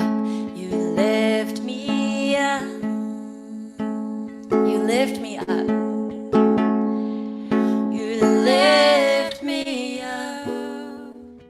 Unfailing love.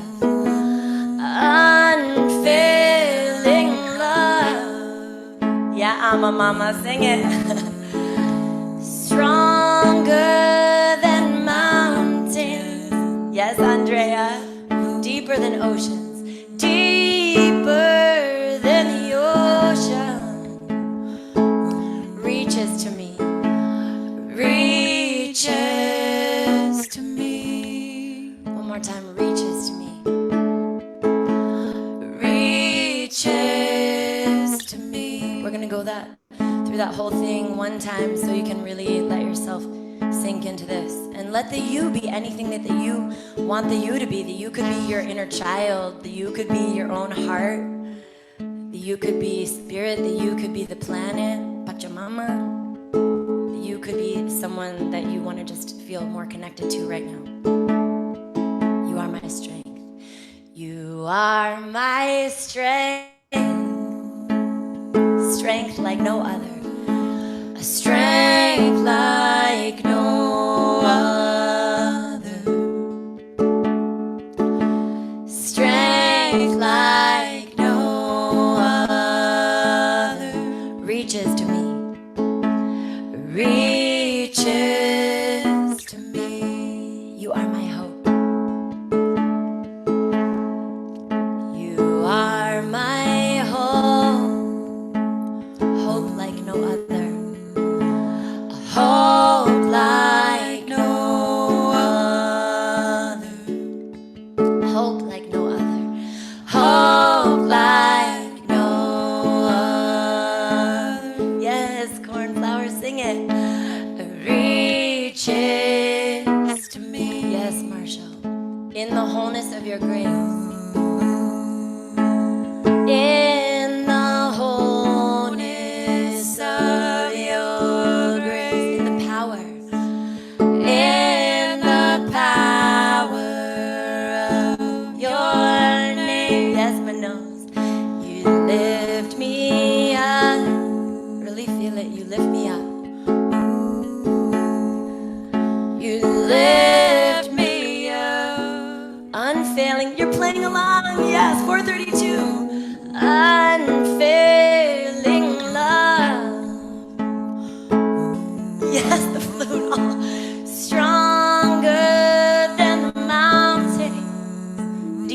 oceans.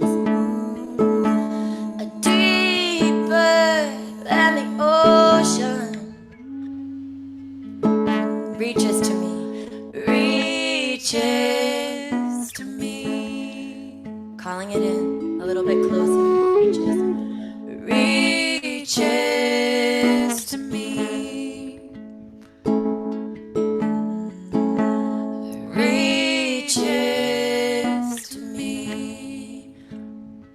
Calling it a little closer, reaches to me. This new world that we're creating together reaches to me.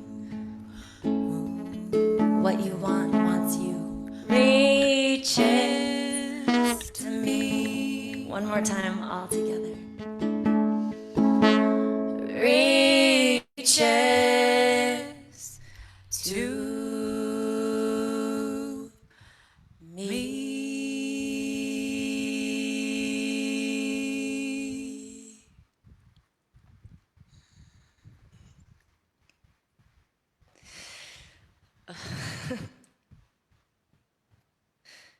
Thank you. Thank you for praying together. Thank you for your beautiful love, both of you. Always, always, and always. Yeah, let's send those girls some of our love. Yeah, thank you.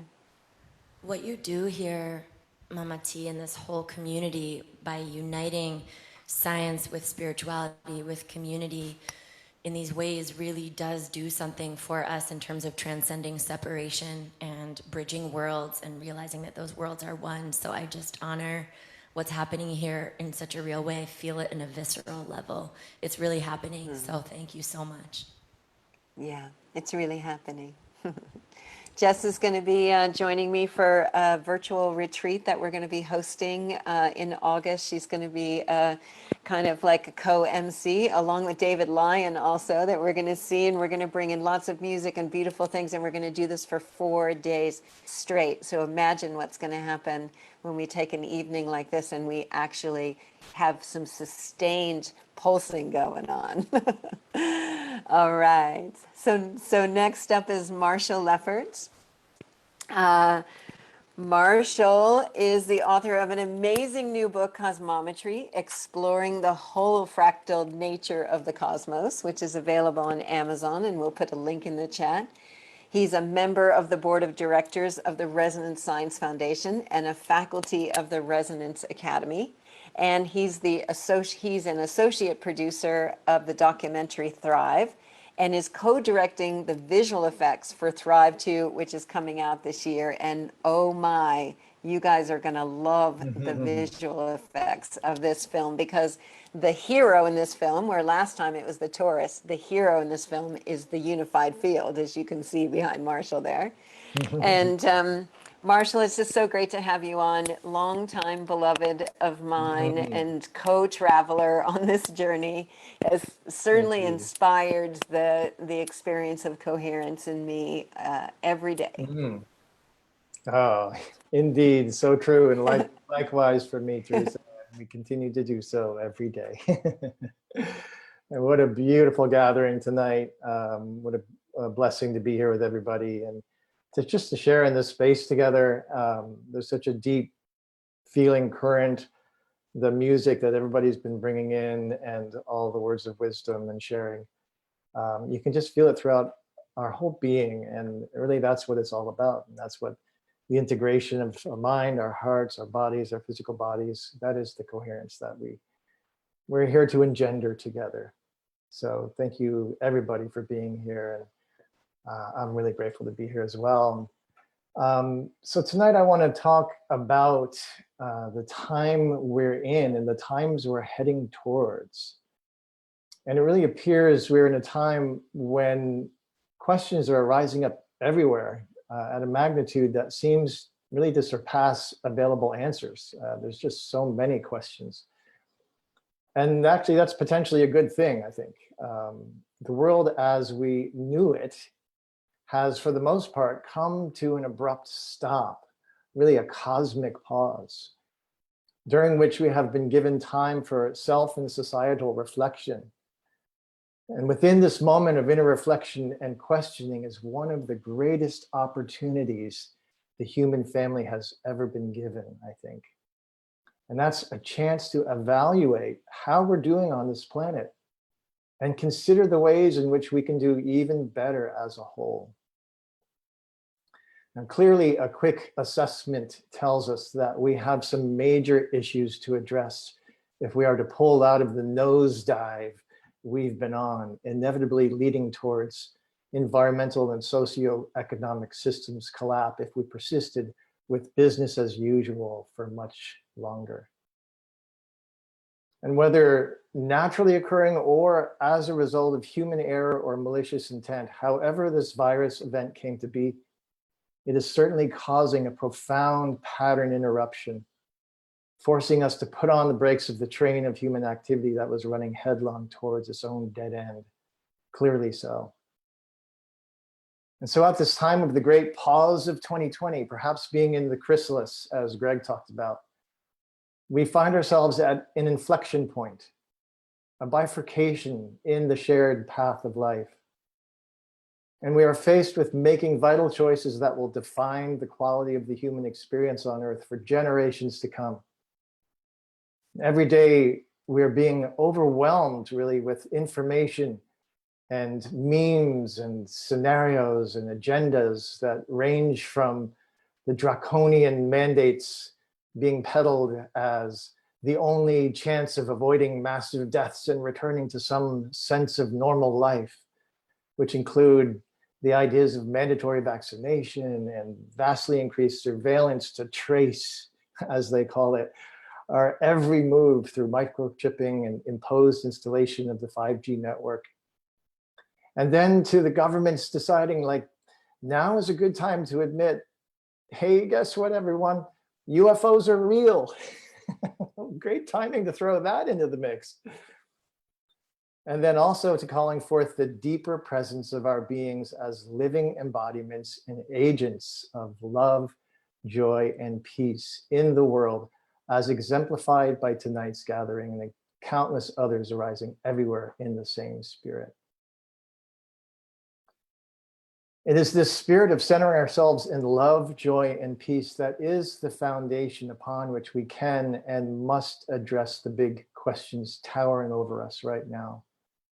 The answers to which and actions that follow will determine our path forward and the co-creation of our future reality. At the same time, we are faced with massive technological, societal, health, agricultural, and environmental problems that need fully grounded, scientifically sourced solutions. And the good news is that through understanding the principles of harmonic science, integrating resonance-based physics, cosmic geometry, and the universal system of harmonic order we call music, we have a new paradigm of understanding the workings of nature and the cosmos and the opportunity, perhaps truly for the first time, to bring ourselves into harmony with nature and the cosmos. Now, clearly, we have been operating with technologies and societal constructs that are causing great detriment, that are indeed dissonant with life, or out of harmony, and fundamentally causing harm. It's time now that we face the music, as the saying goes, and make a conscious shift from causing harm to causing harmony. From causing harm to causing harmony. It is by choosing the path of creating harmony, both within ourselves and our relationships, and within the world around us, that we can and will claim our coherence. Perhaps the most vital aspect of this quest is the harmonization of our technologies to make them beneficial to life. We are increasingly inundated with electromagnetic and petrochemical and pharmaceutical and agricultural and economic and many other technologies that bear in mind little consideration for the consequences of their detrimental effects on humanity and nature. And imagine turning this paradigm completely around. Imagine having each and every technology be evaluated for whether its impact will be harmonious to life or cause detriment.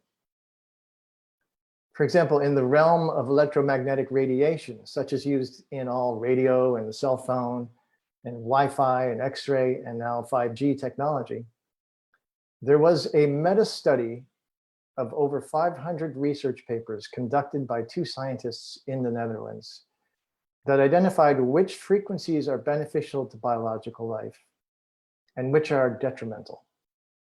So imagine this information being used to tune all of our technologies to beneficial frequencies. And what a dramatic effect that would have on our physical, mental, and emotional health and well-being.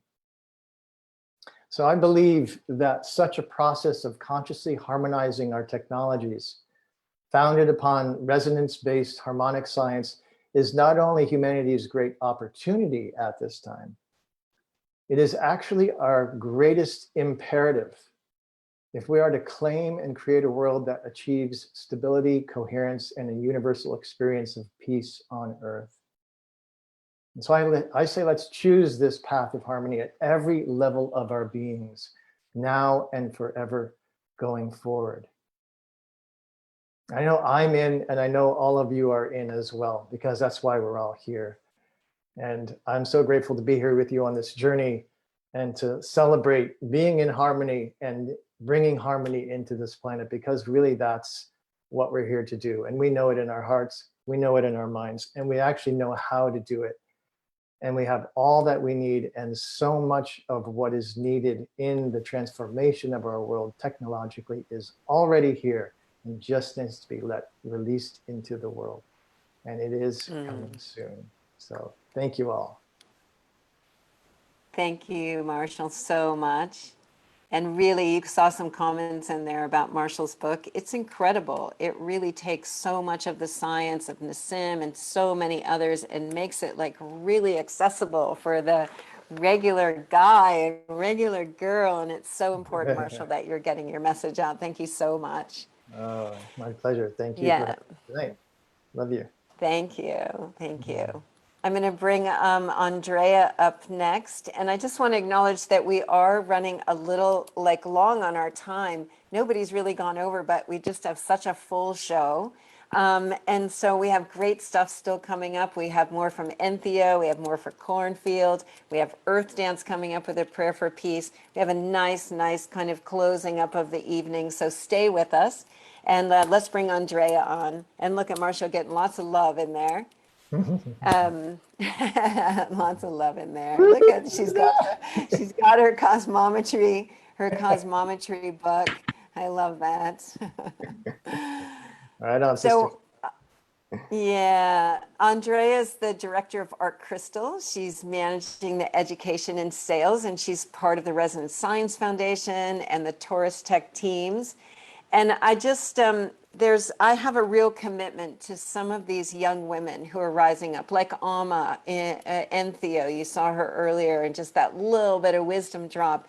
And Andrea and other people like Kimberly and Claudia. It's just time for us to hear from some of these women, Jess and Jenna. And so I really wanted to give you a moment to share some of your love tonight, Andrea, with the community. Thank you, Teresa, and thank you for doing that. Always, it's you're so genuine.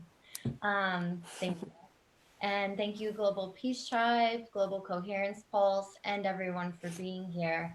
And I appreciate how Kimberly mentioned her referencing the dictionary for the definition of coherence. I do that often because from the coherence tree, there's several branches of explanation: fixed relationship between phase of waves, coherent light, heart coherence, and on and on. So broadly, I consider coherence as a system operating in a state of balance and harmony.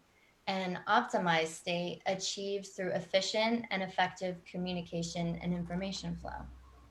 And I use the term coherence pretty much every day. And what I'm beginning to find is beyond the definition, it's a personal journey. And coherence is not a destination. It's a state of being, effortless action, as Claudia had mentioned this afternoon.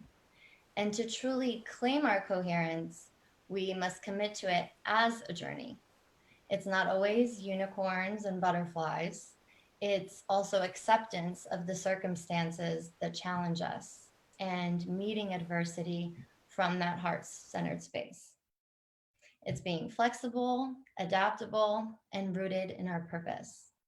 As we remember, the wind doesn't break the tree that bends. And it's also gratitude for the wind to give us the opportunity to learn to bend and flow. It's a dance. It's a collective dance. It's a presentation of everyone's individual grace. It's a party, like tonight. Everyone's showing up, sharing their gifts, their wisdom, radiating from their heart, all unified from a common purpose. So coherence is a really good party. And so let's dance together and live it now. Thank you. Thank you, Andrea. Beautiful. Thank you so much. Live it now. Life's a party. Live it now. All right, we're going to go next to Anthea. We're going to get a little bit more music. And then we have a little special prayer we need to put out tonight that I want your support in. So stay with us. Here we go. Love you guys so much. Thank you for being here. That was so beautiful, Andrea. Poetry. It's a party. It's a party.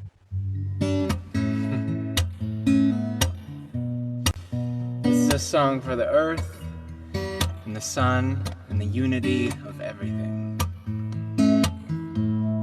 Calling on the medicine of the forest, living in the only moment there is, flowing like an ocean, green and golden, like a lotus from the mud.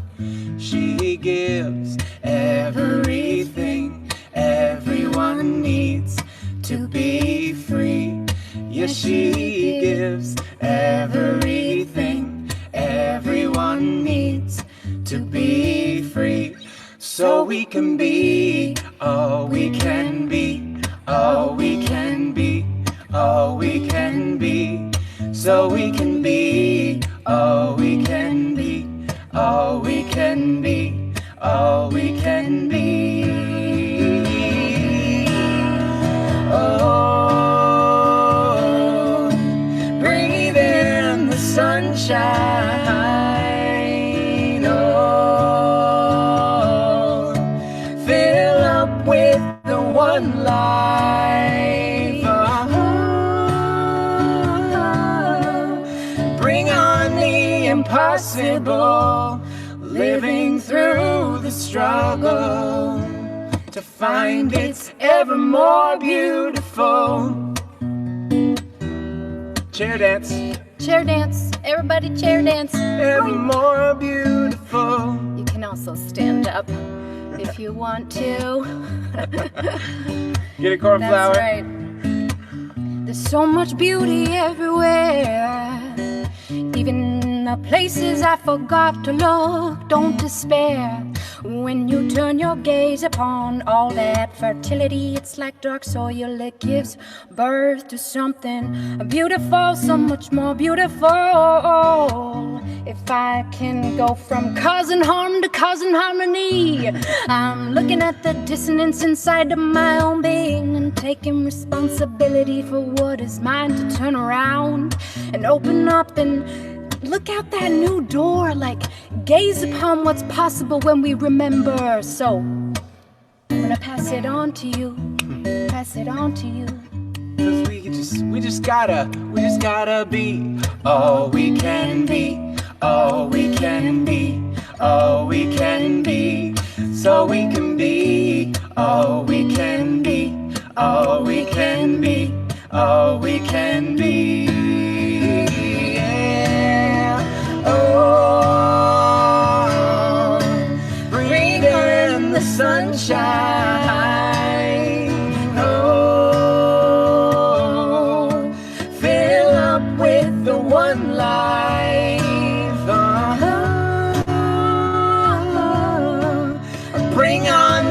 impossible, living through the struggle to find what's ever more beautiful. That's right. You are Ever more beautiful. Yeah, yeah, you. You. Ever more beautiful. Hey Gaia, you looking real beautiful for 4.5 billion years old. Oh, Ever more beautiful. we aging well. Oh, that's right. Evolution looks good on you. Ever more beautiful.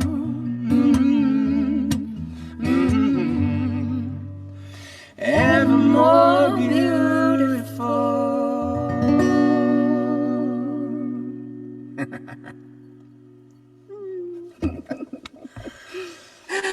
Oh, that was so good.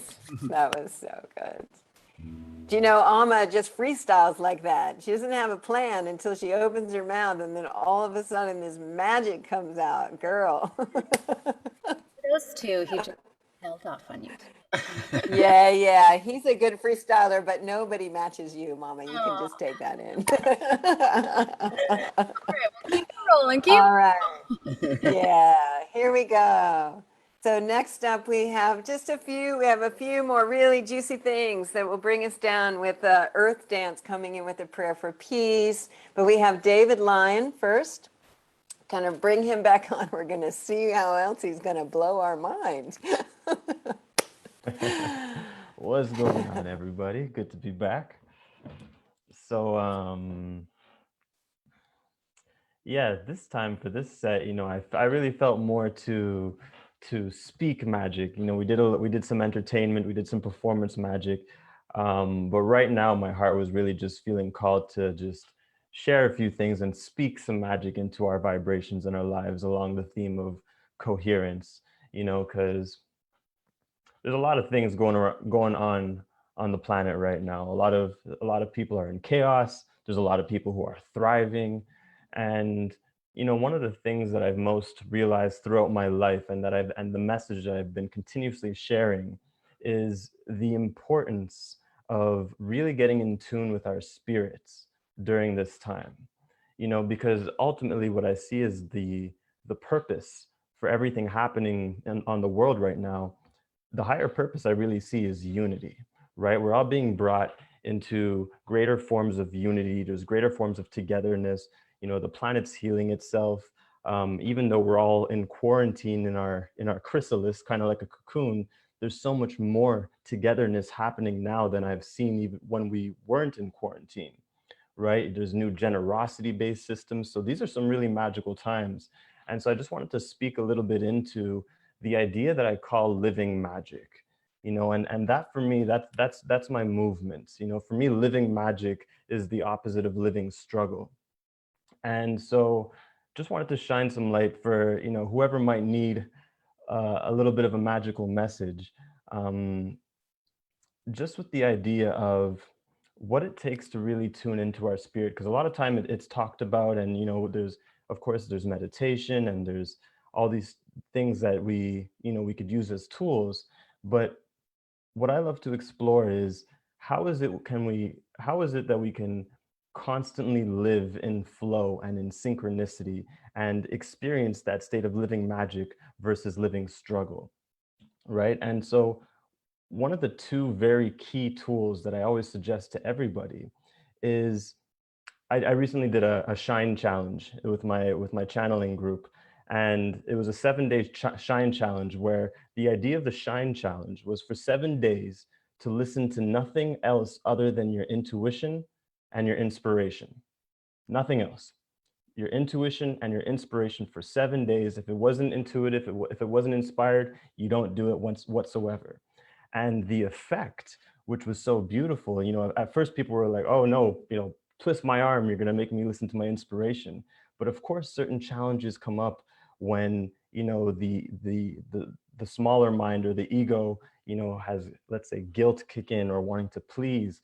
But what people found that as they committed themselves to honoring their intuition and their inspiration in every moment of their everyday life, that this was for them the ultimate path to experiencing coherence inside themselves. You know, it's because your intuition and your inspiration is quite literally the language of your higher self, the language of source, of God, whatever label you want to place on that. It's so anytime you're listening to your intuition or your inspiration, it's like you're bringing those energies into your being and embodying more of your higher self. And your higher self is that aspect of you that is purely intuitive, purely in flow, and that never needs to go against the grain. It's always living in that perfect harmony, so to speak. And so one of the reflections that I just wanted to offer you guys is to maybe ask yourself, what inspirations do you have on the back burner? Or what intuitions might you have on the back burner that if you were to listen to it, it would bring you into higher flow, into higher synchronicity, into higher coherence? What have you been putting off for whatever reason? You know, one of the questions that I ask a lot of the people that I work with is, how much excitement are you having in your everyday life? On a daily basis, how much excitement are you having? And usually I'll get between like 10, 20%. And for me, if someone's excitement isn't the top priority in your life, and when I say excitement, I mean like all those higher feelings, excitement, passion, joy, creativity, liberation, all those higher feelings. If your excitement isn't the top priority on your list, from my perspective, it's usually because you don't fully understand what excitement is. See, when we look clairvoyantly at what we call the higher self or the higher self is just a composition of energies. And when you look at those energies clairvoyantly, what you see is passion, joy, creativity, excitement, and love. Those are, in essence, the energies of the higher self. And so the higher self communicates with us through non-physical language. It'll communicate to us with excitement, with joy, with inspiration, with intuition as a way of pulling us and saying, hey, come this way, regardless of how the path looks to your logical mind, right? And so anytime we act on those inspirations, those excitements, those joys, when they're given to us, we are choosing to embody our higher self. We are choosing to become more coherent with our inner being and thus becoming more coherent with the planet. And so naturally our thoughts fall into place, our actions fall into place, and it's completely effortless. It doesn't take any work. It just takes allowance. So my invitation is, if you want to learn to better walk the dance of life or the art of living magic, is simply to ask yourself the question, what intuitions and what inspirations might you have on the back burner that you can choose to listen to and embody right now so that you can become that emanation of living magic even more so? And I know there's already a ton of you guys in the room who are living this path and living this joy. And so hopefully this is just serving as a helpful reminder, you know. But yeah, that's the most important message on my heart. I had something else I wanted to speak into, but it slipped my mind. So I'm gonna leave it at that for now. Thank you so much, David. Really appreciate your living magic so much. Yes, Thank of course. you. Yeah, thank you for having me. I really appreciate it. Great. And more from David on our virtual retreat that we're going to be having coming up. I'm going to share my screen for a moment. I have a picture that I'm going to bring up. Can you guys see my screen? It's kind of got a funny little thing on it. Can you see my screen okay? Yes, we see it well.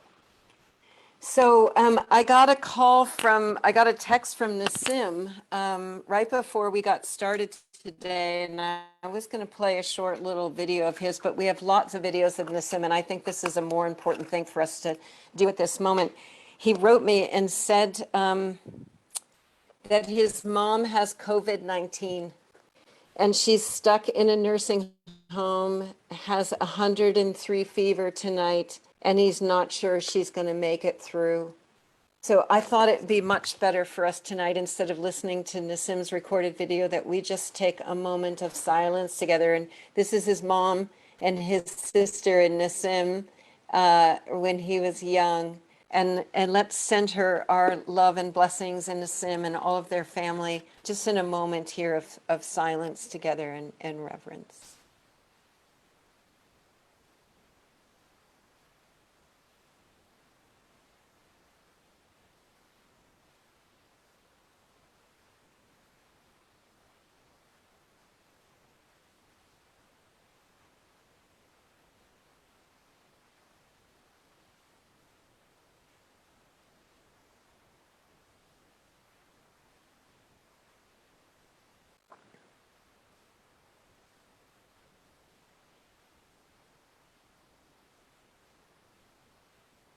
You can really feel how much we love Nassim and how much he inspires us and how much he's given, and we just pour that 1,000-fold and radiate that to his mother.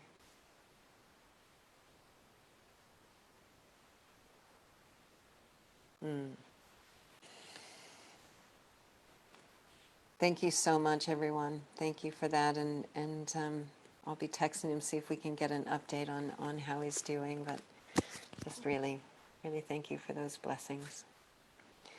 So we're really coming to the last part of our event tonight.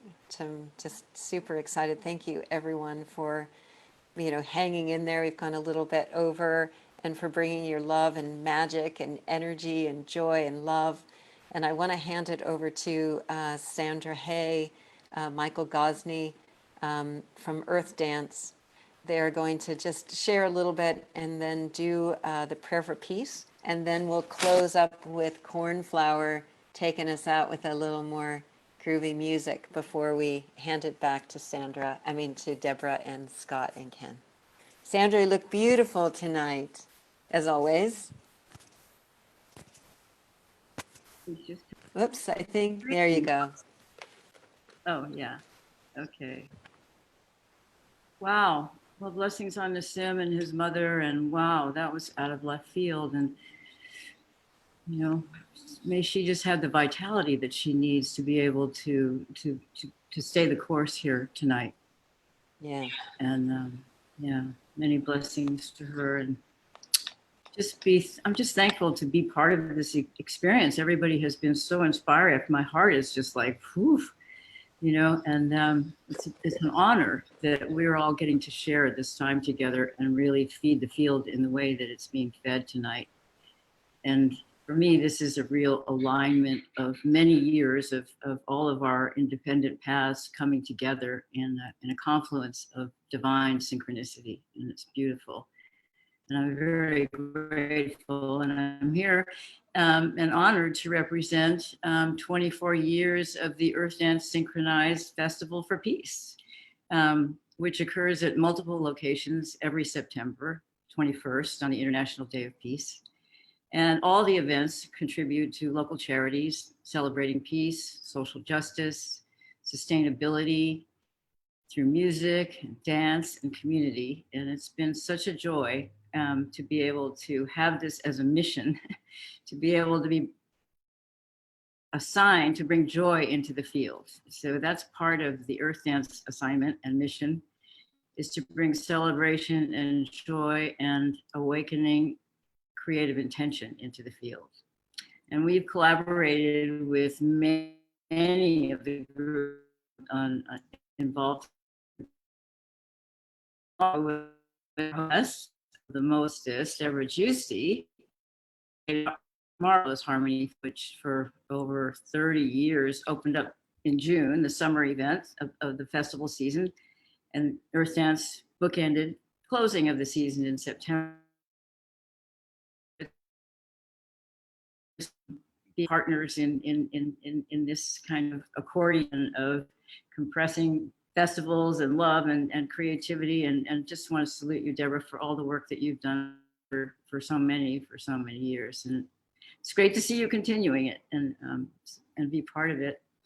And part of what the Harmony Festival contributed every year was the ethos and the vibe, and Earth Dance too. This was our sort of collective conscious contribution. Is the ethos and the vibe of both of these festivals brought inspiration over decades to the whole conscious festival movement worldwide. And the Earth Dance theme this year is co-manifestable, which represents this approach of resonant events. And here we are, co-manifesting once again. So I'm going to pass this over to my partner in crime, Michael Gosney, and then after that, we'll share the prayer for peace with you all. So love you, Michael. You look radiant, by the way. As do you, as does everyone on this wonderful journey here tonight that we're taking together. It's been beautiful. And definitely down for the, I love David's living magic. And that's what we're doing. Well, I just wanted to speak just for a minute or two before we play the prayer for peace to experience here together about that history. And we have had since the Earth Dance events began in the mid-90s, founded by Chris Decker and continued all these years, decades now, by a small crew, including Matt Marshall and Revis Daniel Moore and Sandra Hay, Andy Fuso, and a few others. But it's been the collaboration among hundreds of event producers around the world. And a common element from the beginning has been the prayer for peace, which is played at the same time at all of the events. So at a club in London, a huge Earth Dance event in the club, it's midnight there, and they bring everyone to a focused point to listen to this prayer after the dancing. In California, it's at 4 p.m. in the festival environment, Cape Town, Nairobi, Costa Rica, on and on. But the moment of that prayer for peace is magic, and it's definitely was an example of an early pulse, you might say. And it's kind of cool to come full circle. It's been a pleasure working on the Global Coherence Pulse project, and because we were very in touch back then in 2007, a year when we had a particularly large number of events.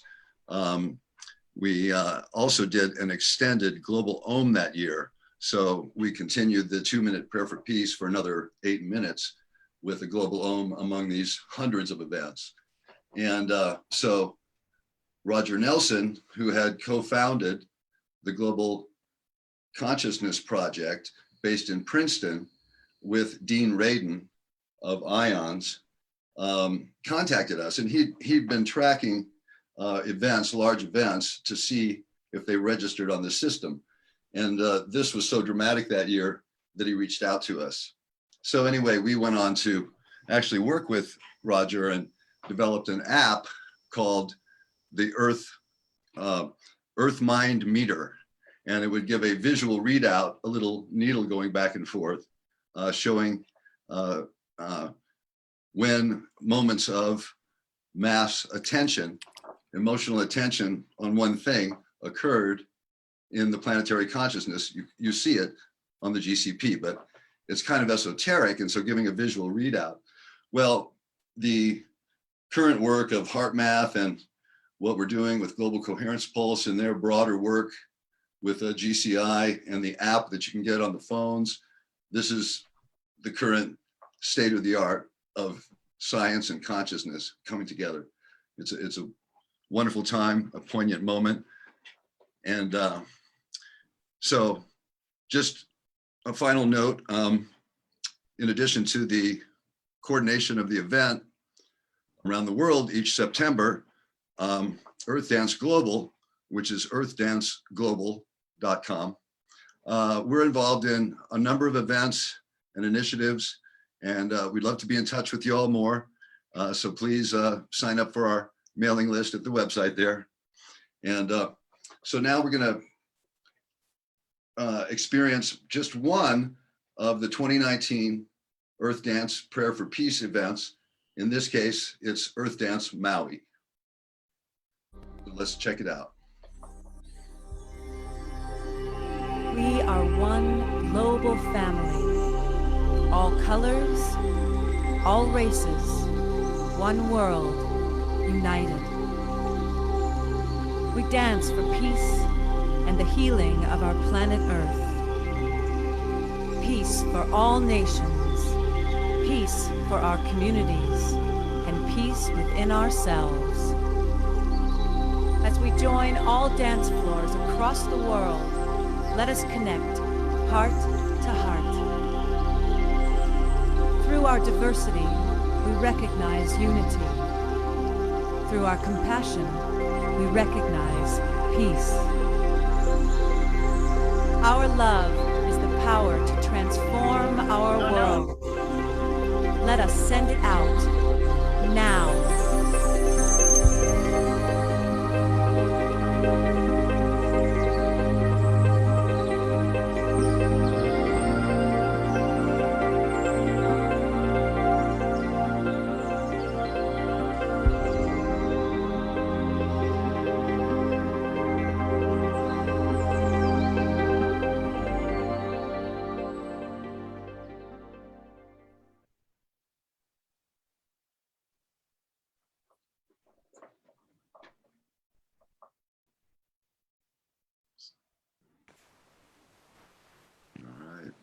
So beautiful. Sandra, did you want to just close out?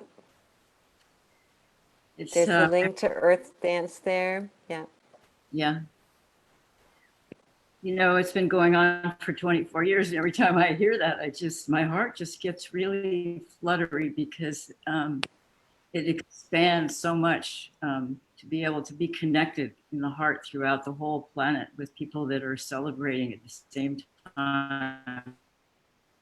And it's like when we come together and dance, we leave our words behind and we launch into the field, you know, and we meet each other where we resonate in our hearts. And I think this is really the true coherence when we just allow our true spirits to express and be expressed and love. And it has been an honor and a privilege to be a member and a grandmother of now Earth Dance. And I just want to thank all of our team, Liam Grinnell, Will Grinnell, Kama, Fuso, Matt Marshall, Michael Gosney, Chris Decker, and Frank and Kitty Wells, who have been such an incredible part of this event. So thank you, Teresa, for everything extraordinary. And I just honor the experience of being together with you all. Thank you. Thank you so much. So go to Earth Dance Global, put your name on the email list. They're going to be doing some great stuff, and they are hosting our Global Coherence Pulse next month, and it's going to be really fun. So definitely go to Global Coherence Pulse also, put your name on the mailing list, and we'll let you know about it. And we are going to go to Cornflower to get us a little grooving. We can dance for. I forgot one person. Yes. Rev. Oops, you're cut out. Thank you.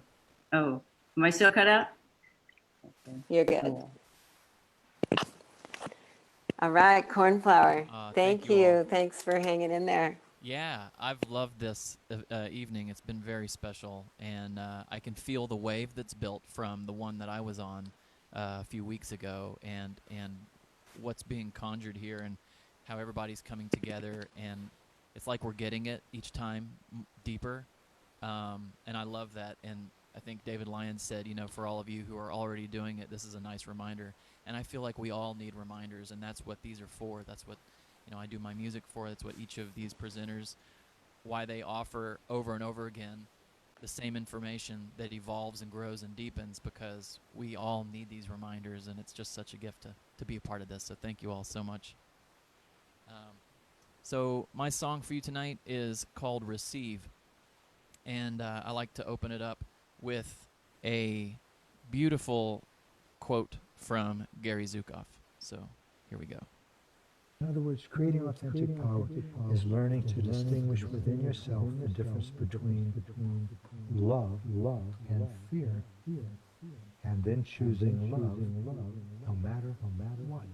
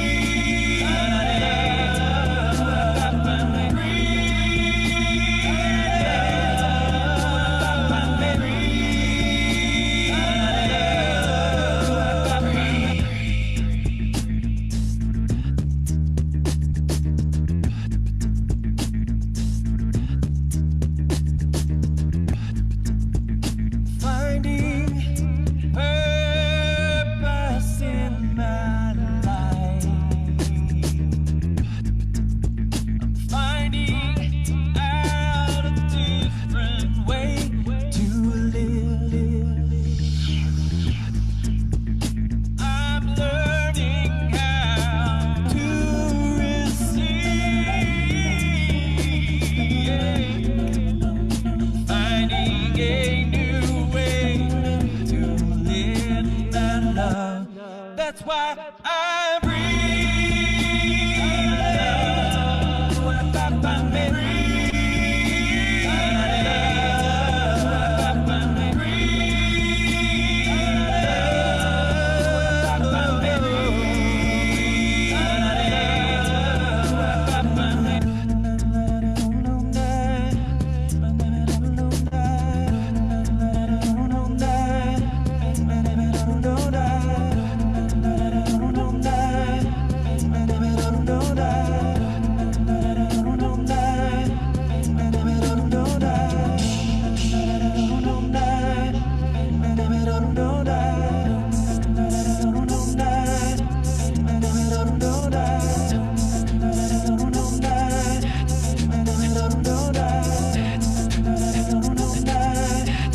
Are you guys ready? Here we go.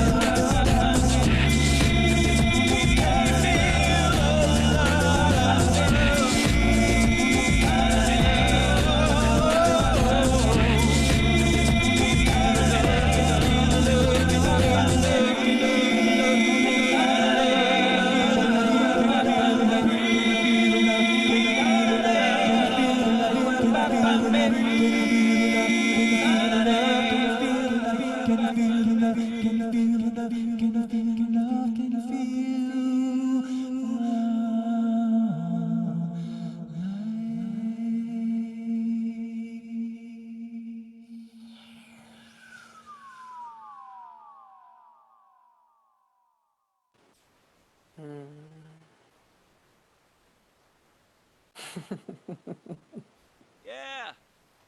Yeah. Love you all so much. Thank you so much. Scott, can you put some links for him in the chat too? So I know there's lots of people that want to connect. And I just want to say thank you. Look, everybody really hung in there tonight. Thank you so much to all of the presenters that came and gave their energy today, and our partners of the Global Coherence Pulse, and my beautiful friends and musicians. What a gorgeous offering tonight. I'm feeling just so, so happy in my heart. And I just want to thank Deborah and Scott and Ken for inviting us on and letting us do this with you tonight. And let's just take this love, this energy that we've been pulsing, and let's just keep pulsing it out every day, but especially into our own hearts, so that we have the resilience and that we can really build the capacity to stay in coherence in the face of whatever comes. So thank you. Thank you everyone for listening on Facebook and everywhere. And Scott and Deborah, back to you. Thank you, thank you, thank you. Thank you. Hey, yeah, let's, I'm going to go to gallery view. Let's all give a big twinkling to Teresa for putting all of this together. Thank you so much. Really amazing. Amazing. Thank you. Well, I talk about amazing. I want to thank all the people that have donated to our GoFundMe. We've had a lot of people donating. It's been pretty amazing. And really, every donation is appreciated, whether it's $5 or we had Jay Mayer did it again. Jay put in $1,500. So where's Jay? I'm going to find him here for a second for us to. And you're going to be learning a lot more about Jay and Light Touch. we're doing a lot of collaborations between Jay and this event and Love Coach Academy. So thank you, Jay, for your incredible, phenomenal generosity. It's really, really extraordinary. Thank you very, very much. And I want to thank a lot of other people that donated. I want to thank Claudia, Claudia Weiss. Our Claudia Weiss, is she still with us? Claudia Wells. Claudia Wells, sorry. Claudia put in $250. Wow. So thank you so much, Claudia, for that. It's really, really generous of you. And want to acknowledge Martin and Deborah Masters, Sergio Baroni, Hasia Martyr. Some person named Anonymous just keeps donating over and over and over. That anonymous person is very generous and consistent. Christopher Johnson, John Lockett, Suzanne Marie, Catherine Brewer, Stan Spiro, Tony Salbino. Thank you very much, Tony. Judson, Michael Lepelt, Anonymous, and so it goes. I want to thank Luke. Thank you very much for your generous contribution. A lot of anonymous people coming in and being very, very supportive of us. So thank you, everyone, for being so generous and to tell us a little bit more about who we have supported in the past and who we are going to be supporting is our partner, Kenny Kaufman.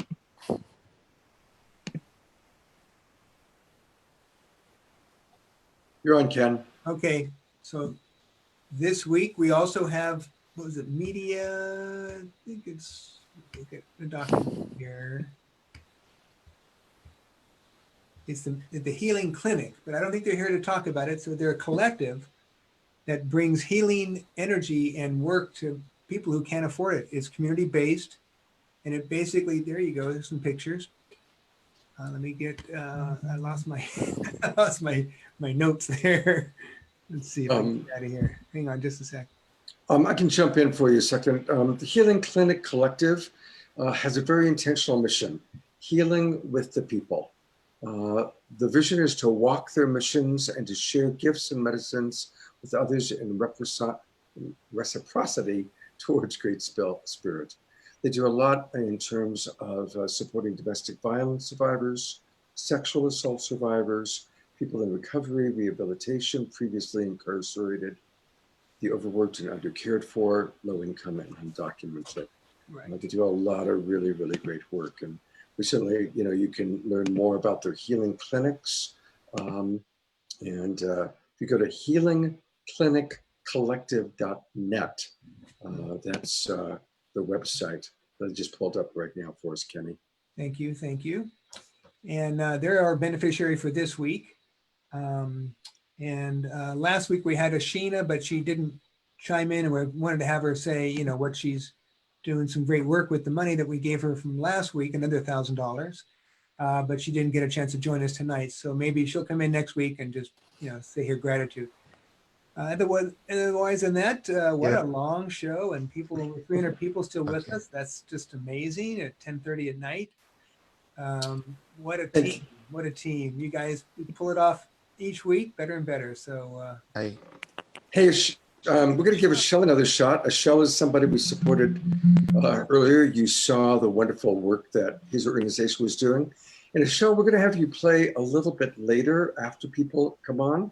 Okay. But can you tell us a little bit about the $1,000 we gave you? Yes. Where did that go? Yes. Can you hear me? Can you hear me okay right now? Yeah. Okay. Awesome.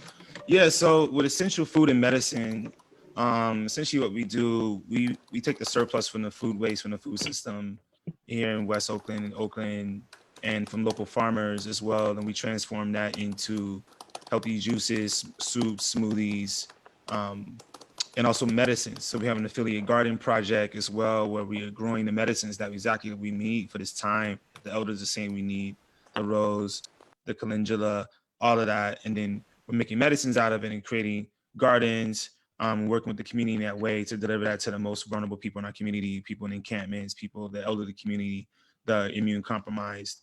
So that's Essential Food and Medicine, EFAM, that's the organization. I'll post some more in the link. The check is actually coming Monday.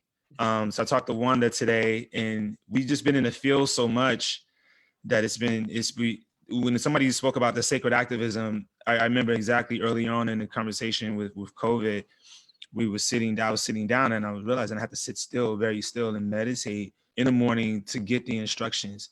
And for me, it was like immediately we got to feed the people. We have to actually look at the resiliency of our networks, our water, our food networks, and actually examine those relationships, re-examine those, and actually deal with the essentials. So in terms of that conversation around sacred activism, I super resonate with that. I'll post a link, and then next week, essentially what we're gonna get that juicer fix, the industrial one, the NutriFaster, the $2,500 system, so we can crank out some more juices, get some more bottles, really just work more with the organizational development, get that stuff figured out with the funds. So I really appreciate it. We got encampments in East Oakland, West Oakland, that love the juice, the smoothies, the extra nutrition that they weren't getting any other way. So it's a blessing to be a part of this, actually, and to see how just the continuity of the currency, the frequency actually makes a difference in a lot of people's lives. So really appreciate it. Thank you. Great. Thank you so much. Thank you. And I see that Claudia is back, and I just want to put the spotlight on you for a moment, Claudia. Thank you so much for the work you're doing in the world and for your very generous donation tonight. We really appreciate you, and it's good to get to just all these amazing bright lights in our community. Thank you so very, very much. And I'm going to put the spotlight back on Jay for a moment. You know, Jay, with his donations, is really helping us to increase our support and also keep these shows running. Jay, do you want to tell people just a little bit about Light Touch, maybe a preview of what we're going to see next week with you?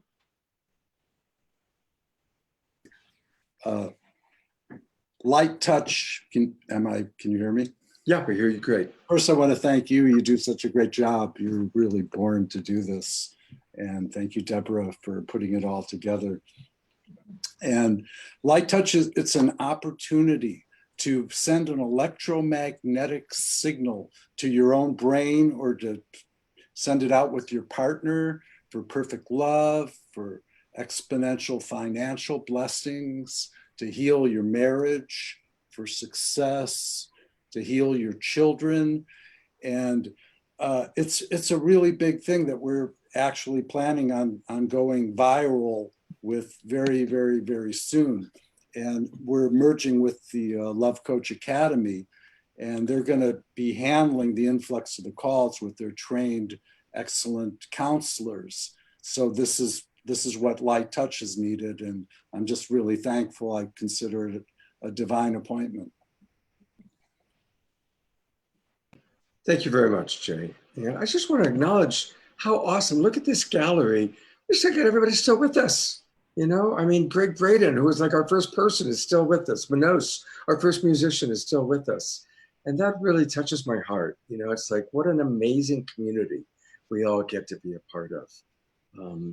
And so thank you. And I'm going to take it over. I'm going to, Jay, I think you accidentally hit, there you go. I'm going to turn it over to my partner, Deborah, to kind of wrap us up for the night. Deborah, take it away. Yeah, well, again, what's in the space now is love. I think that's what binds us all, and that's what we're bringing to this broadcast and to the world. So I just want to acknowledge that. And also, everyone's going to get a replay. If you signed up for the Zoom, we send out the replay on Monday. So you all get a replay that you can share and watch again if you want. And we've got 2 amazing more shows in the next 2 weeks.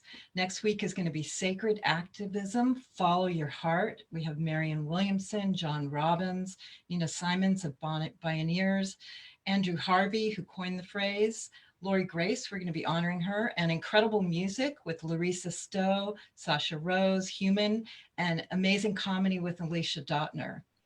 And then the last week of May, we have May 30th, with a very appropriate theme, which is co-creating our vision of the new normal. So we get to create our vision of the new normal. We get to manifest that. And that's what we're doing here with these broadcasting, is really raising the frequency and the consciousness that we all hold as we come together and let that move forward. So thank you so much for joining us. Thank you, Teresa. Thank you, everyone that was on the show today. And we are going to stay and do some more, aren't we, Scott?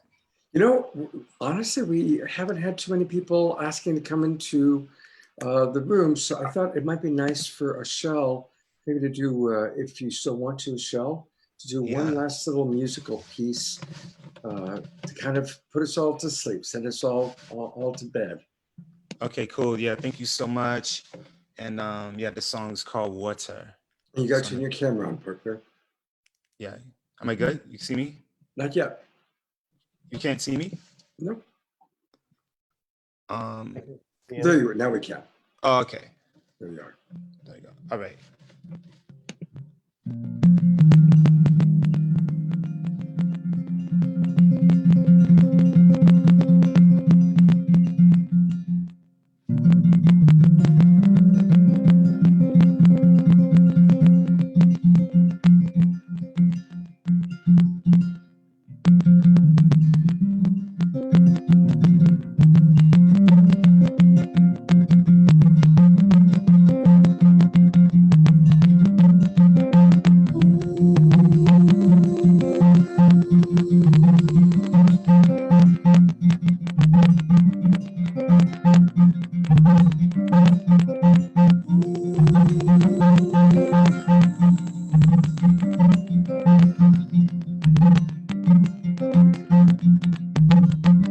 Just like water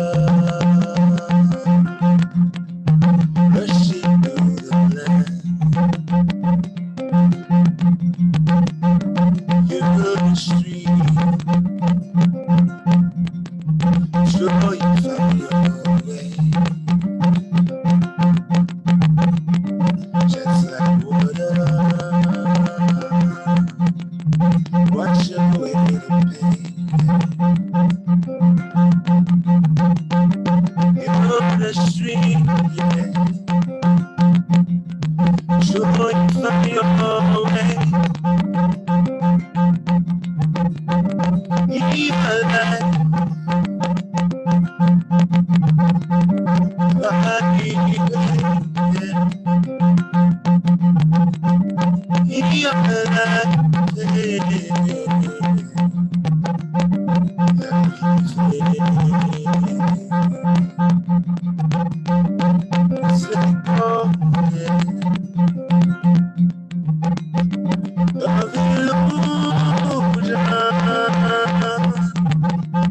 Just let it go, yeah.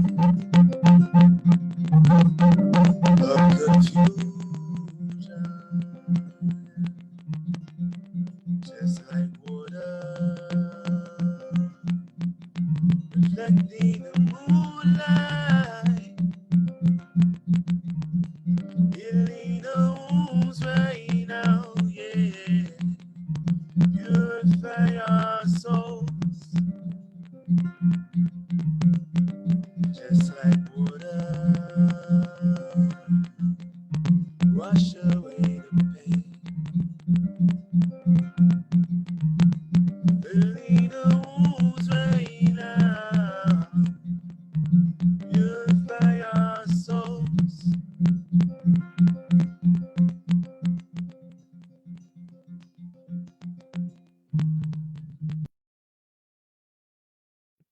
Thank you so much, Michelle. Thank you very, very, very much. Beautiful. Thank you. Well, I think it's been a very full evening. Teresa, again, thank you so much. You did a fantastic job. And I saw that somebody asked about all the links. So maybe we can find a way to put all the links onto one document and get it out to everybody for all of our speakers and musicians. Yeah. Be happy to do it. And I also just reposted about the show that Greg's doing tomorrow. It's going to be on Facebook Live. I put the post in there, so be sure to join at 2:00. We'll just continue this love fest. Fantastic. Thank you. Thank you, All right. everyone on our team, for staying in there. Love you all so much. Blessings. Good night, Thank everybody. you. God bless.